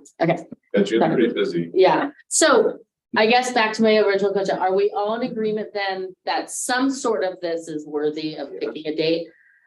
Is there anyone else that strongly feels maybe just a half day more abridged? Is that an Is there option? a Friday where people would be available for a half day? I can make that work. We'd have to get dates for, new dates or whatever. I know some people, it I just work- depends on people's jobs, like. No, I like, work every I other can do it. Friday, so I have every other Friday off, so. As long as it's 30 days out. Just not June 20 or. I don't know, May 12. So how about this? It looks like we can do a half day on a Friday. How about I get with Miss Joe to see what day she's off? And she'll let me know hopefully the next day or two. I can then just ask the. She's letting you know right now. I can ask the facilitator for a half day and I would just put it on everybody's calendar on a half day on a Friday afternoon. Okay, now to be clear, the dates you have here, like I see you have the 10th and the 17th. Yeah. I'm not available on the 9th or the 16th either. Yeah, Like see, those weekends. there's some other dates that. Yeah, like, If we could propose dates all the way through August, I think that would be best. yeah, Everybody just kind of responds. especially if we're moving on. Everybody responds. We're moving forward with just more of, like you said, it's not the bonding kumbaya part, right? So we could actually move into August and we're not as, Or the rainy season.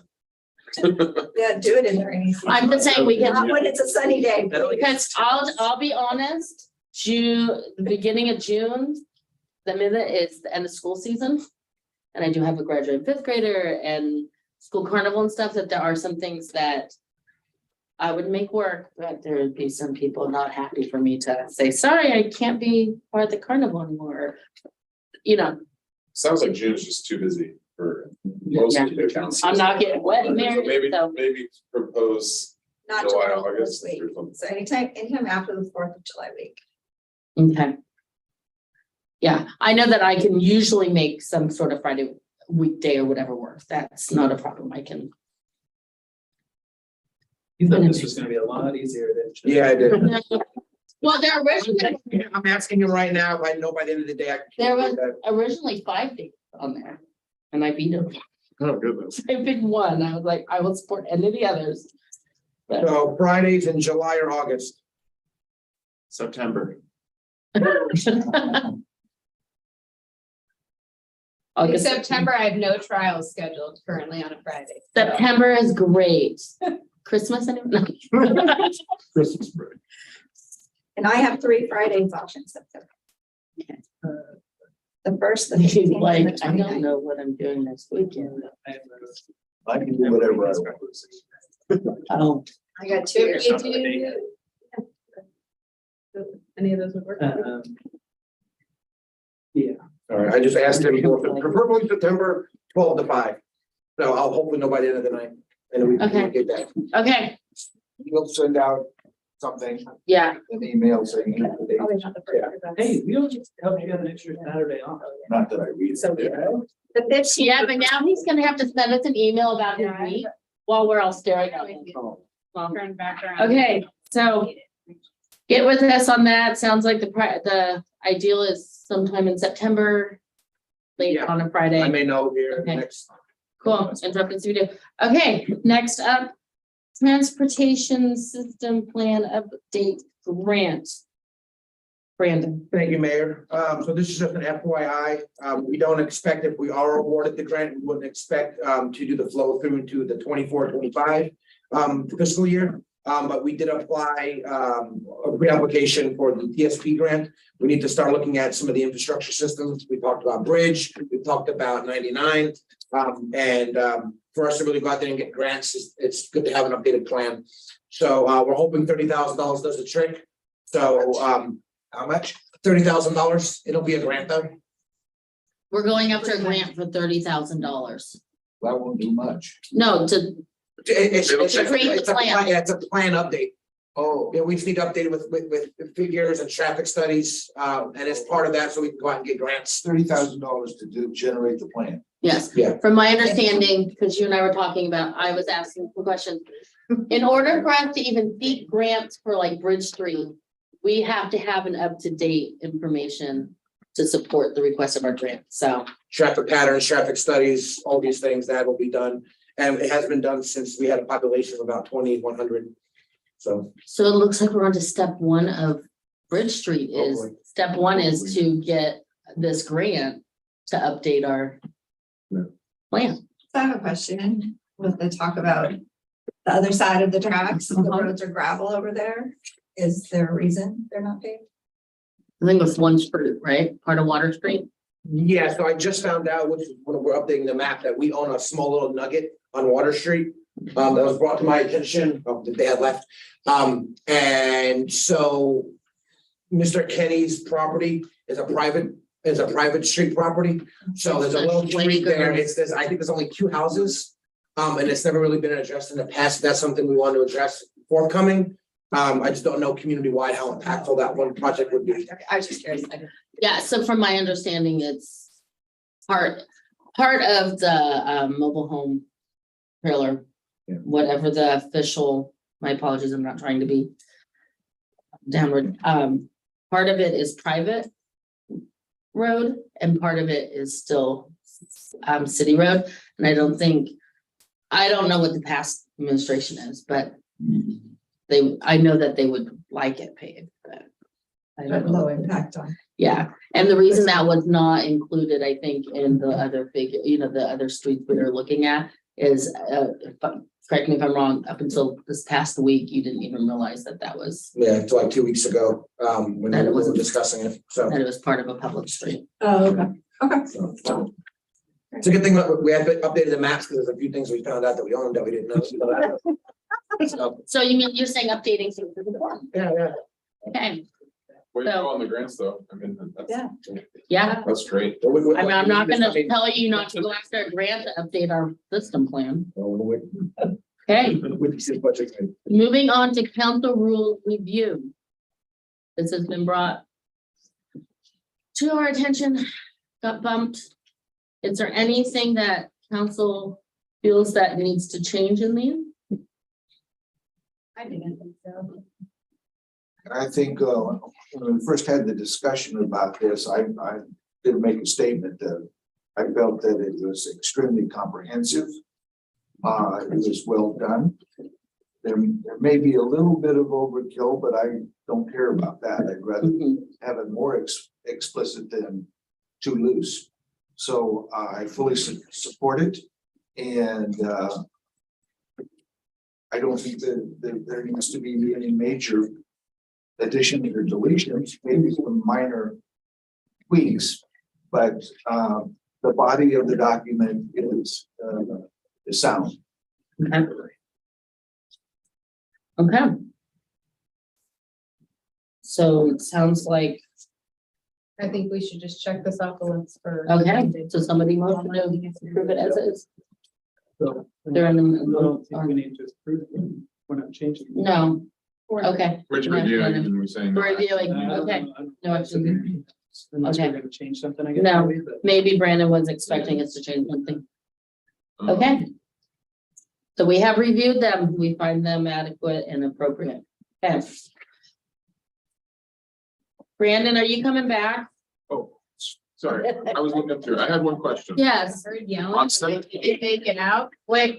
on 17, 17.1, it says the council shall determine whether a person is qualified to hold elective office consistent with requirements. But I don't, like, is that? When I ran, I went through Kevin. And he just That's the way if determined, I said, no, I've lived here a year. And it was challenged that we decided any ruling that if someone says. so any If challenge. there of the were, council? if there were an Yeah. election right now, I think that's what they mean to challenge the fear, and then it would go to the court. Yeah, so if someone, If they feel the same. Okay, I think it's just kind of weird, because like it is weird. the application process is Yeah. so short, I don't even know that you'd have a chance to have a Well, and I think- meeting. I assume that's why it's probably in here, because if you think it would take long to get here, imagine how long it would take. Right. yeah. So I think it's just the way that if, I mean, maybe there's a black and white where, it says. I think the rule is, live in the town mailing, Yeah. mail address to the counselor at a street address located within the city limits. Yeah, call him back. Anyway, I highlighted it because I thought, well, that's. Send on to Bill, section 17 of the council rules. Just curious about his input on that. It seems antiquated. That makes me go, oh, what justifies living here a year? Just with what we went through. Okay, if I could send my mail anywhere. Good luck, You have an Oregon driver's license. But no, I'm just saying I could mail address to the council at a street address, look at. Post it online, someone else's mail's in my box. Okay, so we are in agreement that they are good at stands. Yep. But that, please just double check with Bill, it's, this might be something that can be strict next time, it's not something. I'll follow up and Yeah. next to you all. Yep, Well, he went over this back when we updated it. last time. Yeah. 2022-23 fiscal year street project on North Market and North Monroe. Brandon, anything? Thank you, Mayor. So last month, we had city staff kind of discuss the engineering study. Some of the high priority sheets that the engineer felt probably should be addressed. The money's there. There was no issues with bringing the North Market and Monroe projects to you all for this meeting to vote on. We're hoping it shouldn't be more than $150,000. So if all goes well, I would notate that in the motion stated. And hoping if all goes well tonight, we can probably start on this in the summer. We gotta go out for bids and whatnot, but. How bad is it gonna affect traffic? They'll have traffic. Short. It's short. I mean, that type of work, probably 4 to 5 days. Each So- street, so one street at a time. Yes. For context, the city's a little sensitive after the 99 traffic. Where they stopped it, Oh, yeah. down to one lane at a time. For months. Yes, that lane was moving. I'll make sure, if all goes well and approved, when Gordon works out the bidding process, that traffic mitigation is definitely detailed. When you accept the bids, we can make sure that's something that we all make sure it's communicated as part of the bid approval process. There's no alternative routes around those streets. Oh, yeah. The flaggers were great. I started sending them Christmas cards, so That little project results in them shutting it down to one lane. There's other streets. well, it's a side street, I right? know, but I just don't trust that that's not gonna happen. So I like Brandon's. No, I told. Yeah, in context, Brandon, you did not live through the 99 rebuild. Like 2 years back to back. I still hear about it every day. So, I mean, I would think so you can experience it, but It was horrible.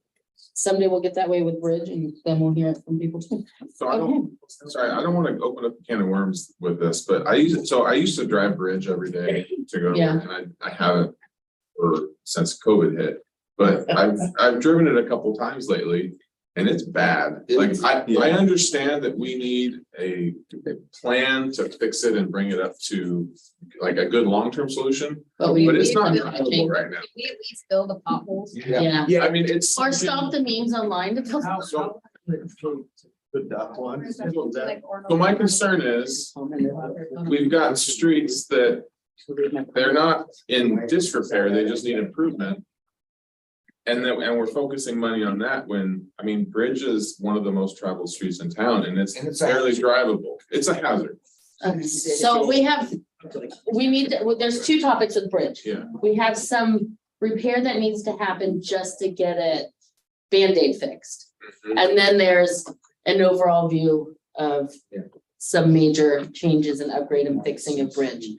Those major ones, absolutely, we do not have that's gonna have to be a special, I don't know, get a hat full of money for us, Brandon. Since we have two attorneys in the room, if somebody bottoms out on that, loses an axle, That's my guess. Yeah. For years, I've been saying this is a liability. It would Kid hits it with a bike. We don't drink It would drinks on depend that road.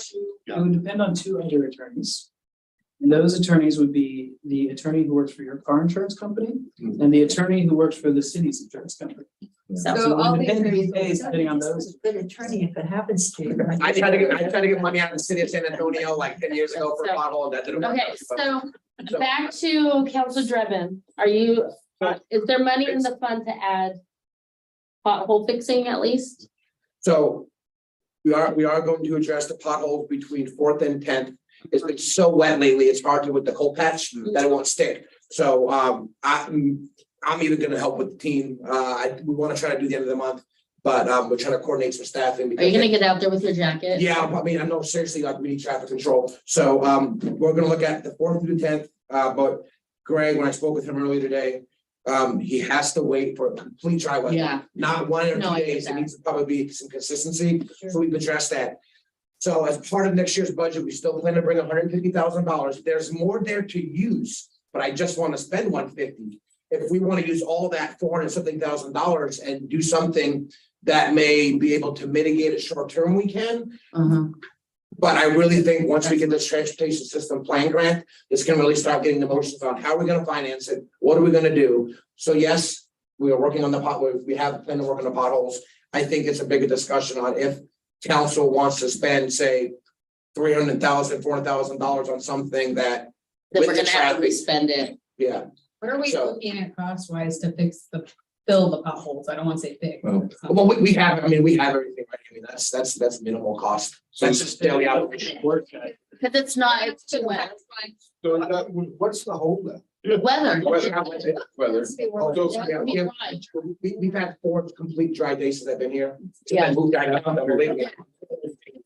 That's why we're not the only town that, right now, that dark joke or whatever is on all the cities. It's not just us, it's not just Yamhill County. It's that time of year where we all forget that it might be sunny for a few minutes, but it's still not pothole filling season. So is that gonna address, I mean, there's areas, and they're not huge, but they're bigger than just a pothole where it's sunken down.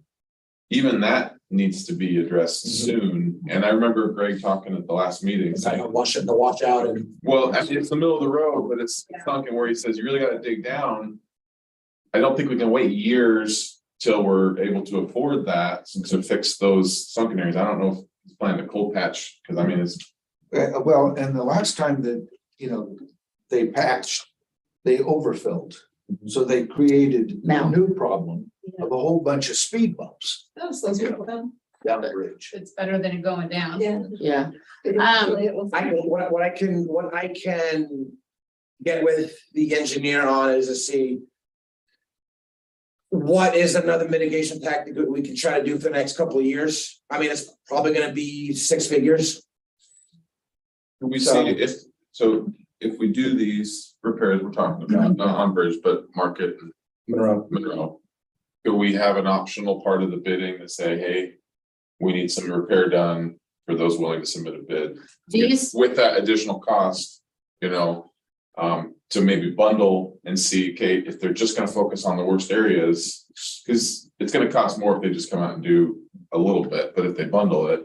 So what we can do is, I would say.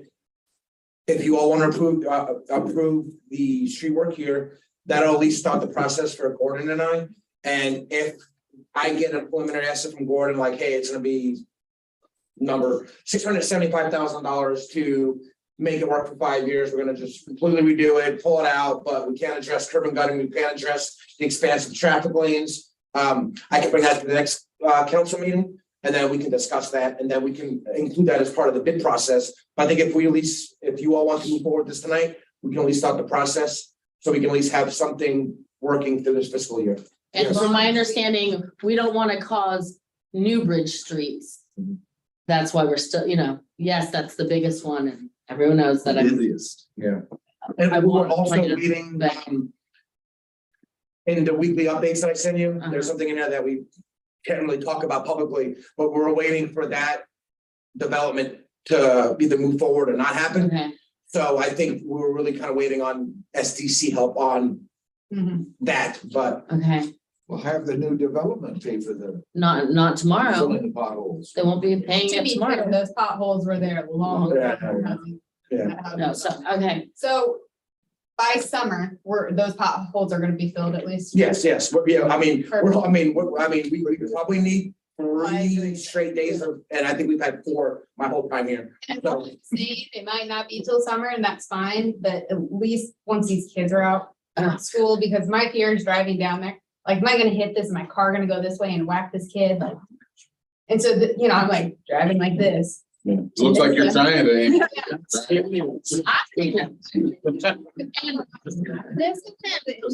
No, I'm just trying to. no, yeah, and the that's tickets, what, that's why they sit there to get a, and that's what, Florida's biggest thing was, is like, the amount of and I was talking to Jim about the grants, like the amount of traffic Bridge Street has seen over the past 20 years is one of the busiest traffic roads in the region. Because people try to bypass the bypass and go to Beaverton and Hillsborough. And oh yeah, you can get to, County can help us with, or? well, I think part of the updating the plan is we need grant. yeah, we're coming right now, So you're gonna go fill our potholes. And you want More bridge becoming streets. bridge, and then that also opens the door to start looking at plans for a Yeah. complete fix of bridge. And then can I also ask, I know that Water Street just became on topic. Can you, and it doesn't have to be an immediate, but find out what we're looking at it would cost to let Bridge Street be paved like the rest of the town? Like you mean Water Street? Well, sorry, not Bridge, Water Street, sorry, can you, I'm curious, and then it's up to the council to decide where that priority lands.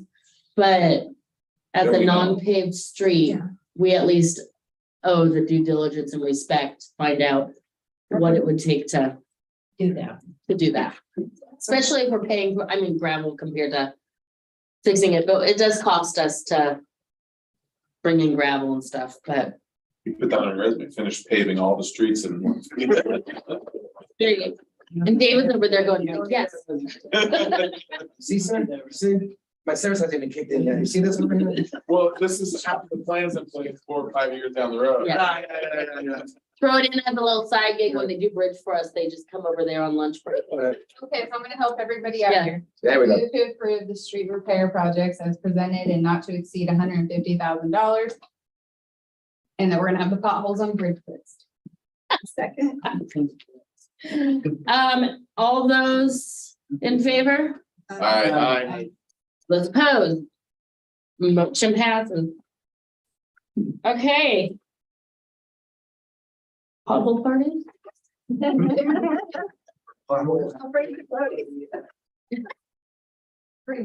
Okay, accept the OAWU water rate study. Brandon, is this just that Yes, last little step? Is it saying that we're gonna implement anything? This is, we received it and we want to make sure we have it on the record that this was presented.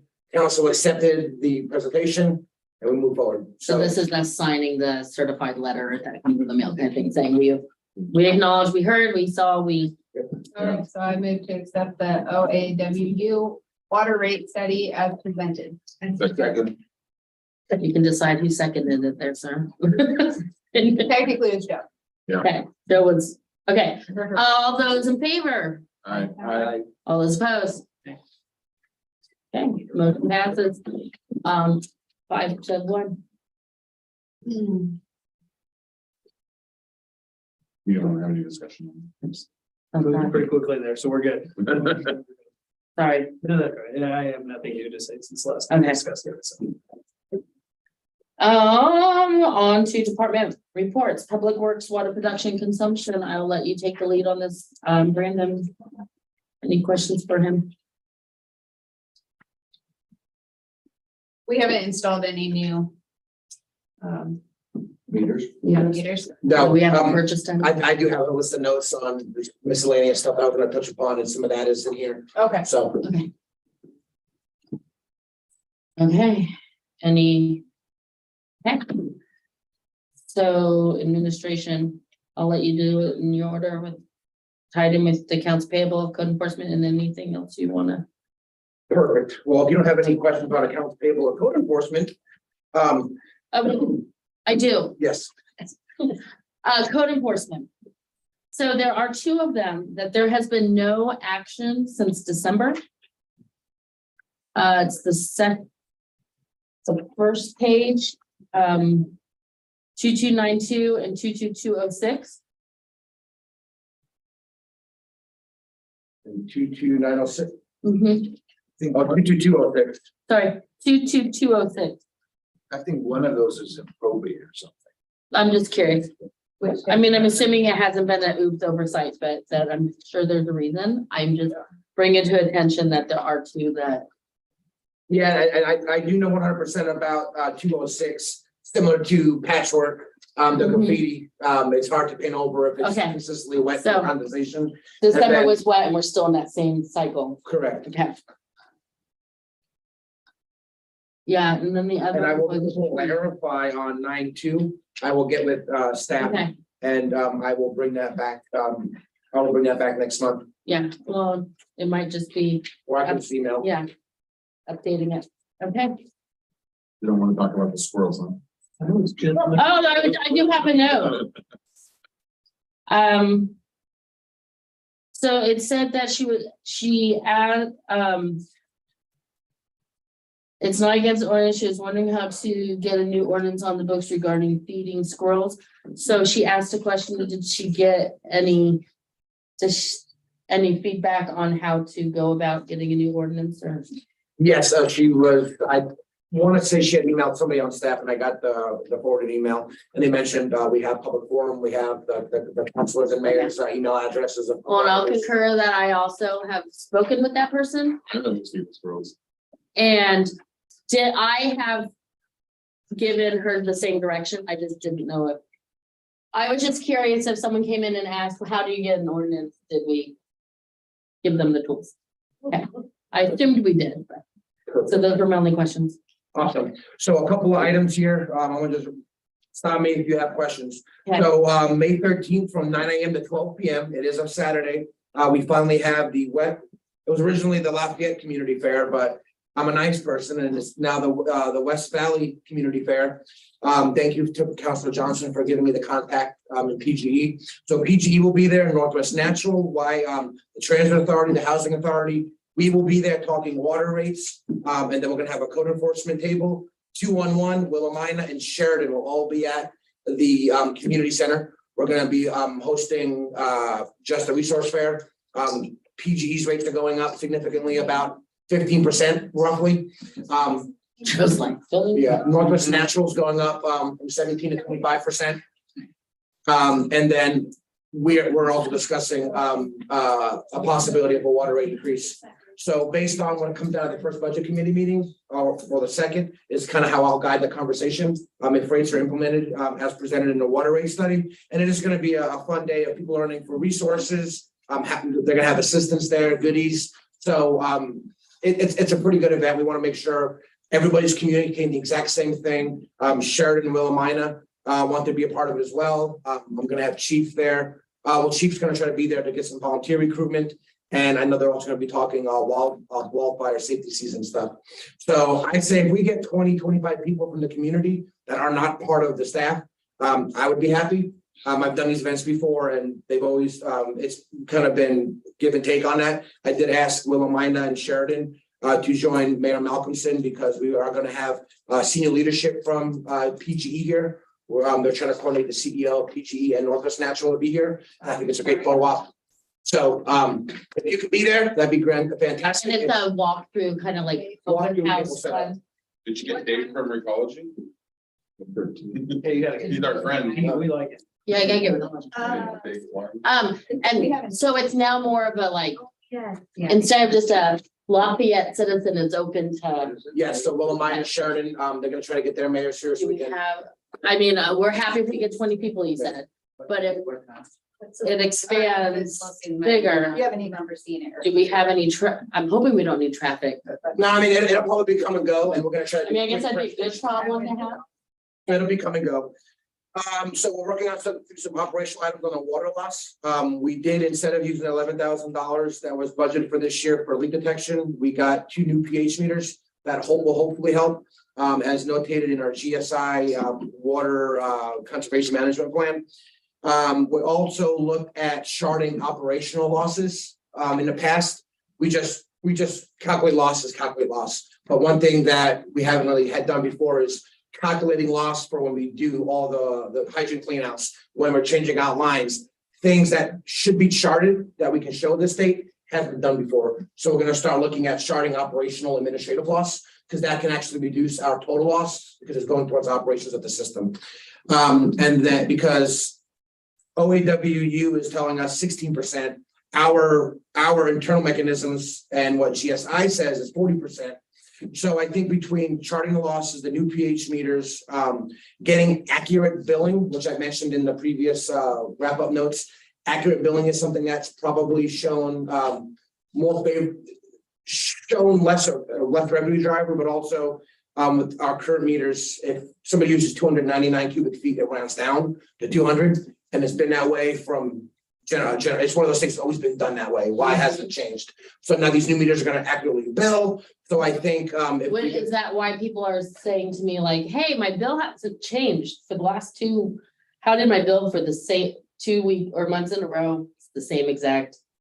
It's because they were within that 99. Well, they round down, but now that new meters are going to, Yeah. with new meters rolling out, you're going to see a complete accurate detail of the billing picture. So not only are we discussing water rates, but we're getting accurate billing procedures now. So we're hoping a lot of these mechanisms are going to go. And then we also have an in-house leak detection. So I got with the team and we're going to try, as the weather warms up, to maybe try to do small segments and do sample size leak detection to see if we need to dig more into that, because we had a leak detection survey done 6 or 7 years ago, and it really nothing was really implemented out of that. So sorry, I'm almost done. Urban renewal training is May 4th from 6 to 8. I think most people who are on the council before and the planning commission received this, but I will do it here for myself, and I know Mayor Malcolmson wants to attend. If you all want to attend, I just need to know. It goes over the urban renewal process and what it is. So those who may need a refresher, want to do it, let me know. But I need to know it ASAP because I need to get this training done. Will it be Star Wars themed since it's on May the 4th? I can ask this thing to do that. Since the beginning, so I don't need. Yeah, that's what I figured. I know. So. So- The same thing we got in planning commission. Yeah. So, and I'm sure you two have had it. So the only person who would, And it's me, you, and Mr. Carswell. If Mr. Carswell wants to attend. I may. Okay. All right, so then Perkins Park looks great. I don't know if you've been by lately, but this new contract is doing great things. It looks beautiful. It's awesome. So if you get a chance, take a look. I think you all did a good job with the selection of the new. I've been watching them work on other small things That too. proposal was crisp. Yeah. It was really good. Yeah, and now the accountability is there, and it's internally, I think we have better measures on making sure that some of that stuff's accounted for. Budget committee meeting, 6 p.m. First one's Monday. You have everything here. Like I mentioned to everybody else, if you have any questions or concerns ahead of time, reach out to me. I'll be around. May meeting with the auditor will be here. Since last meeting was it didn't work out for him. Fire service contract, you already got that question. Bridge Street, already covered that. Our new development clerk, Jasmine, starts Monday, so we'll be back at adequate staffing levels for the fiscal year. Budget drafted, Jamie and Kevin rockstars throughout the whole process. Thank you all for providing the input and just kind of, letting me be able to finish that. And then Bill will be retiring. July will be his last month. Well, I think June will be his last month.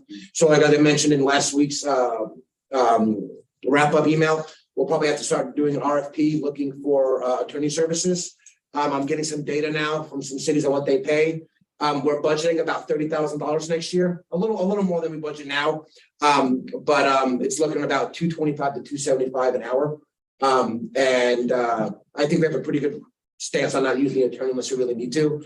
So I don't really see us going over more than $30,000 a year unless there's any, crazy circumstances. So you will all be selecting a city attorney firm probably in the next few months. So just be on the mindful for that. Are we gonna do That's something a for great Bill question. for his service here? We can. I think that's great. Yeah, I think so. that would be great. So I'll make, if you want, I can maybe invite him to an upcoming meeting at maybe June. Just maybe I'll we get, do bring out a cake or something. And I'll get with you to Let's all give plan it. that. There you go. But yeah, other than that, that's it for me. Thank you. Anyone that's on the committee have a report? Any counselor have any report to give? Okay, mine's very quick. Spent a lot of time this month. Talking with some citizens, helping them. Most of it was ended up being, here's the tools you need to get with the city, or explaining that I don't get to just change it. I'm not a judge. They don't get to just come before me and hear things. Both with the new development, some residents, and then some other residents. It's been a great month with that. And then also making some headway with building a relationship and a connection with us as the city, with the McMinnville School Board and school district. So it's not a slow process, but we're stepping that olive branch to try to, we don't know what's going to be needed, but we want to have, McMinnville School District just had a city council / school board. They collaborate all the time. Not that I wanted to have any extra meetings, but I think it's time to build a better relationship. So Brandon and I actually got to meet a lot of those that are running for school boards, because they showed up at the PTA meeting and Brandon was there too. So it was a nice chance for us to get contact with some of them that are already on the board too. So other than that, Brandon, have a good time at that conference coming up. Next week, yeah. And yeah, so somebody would like to motion to adjourn. I move to adjourn. Second. All those in favor? Motion to adjourn. All those opposed? Okay. 2 hours. Adjourn. Brendan, remind me where your conference is. East side. Seaside, yeah. What? There's a lot of, that'll be a drive. Seaside this time of year. Seaside's really nice. Nice. Better than here. It's always better in the winter. I know my So you husband was want me like. to skip all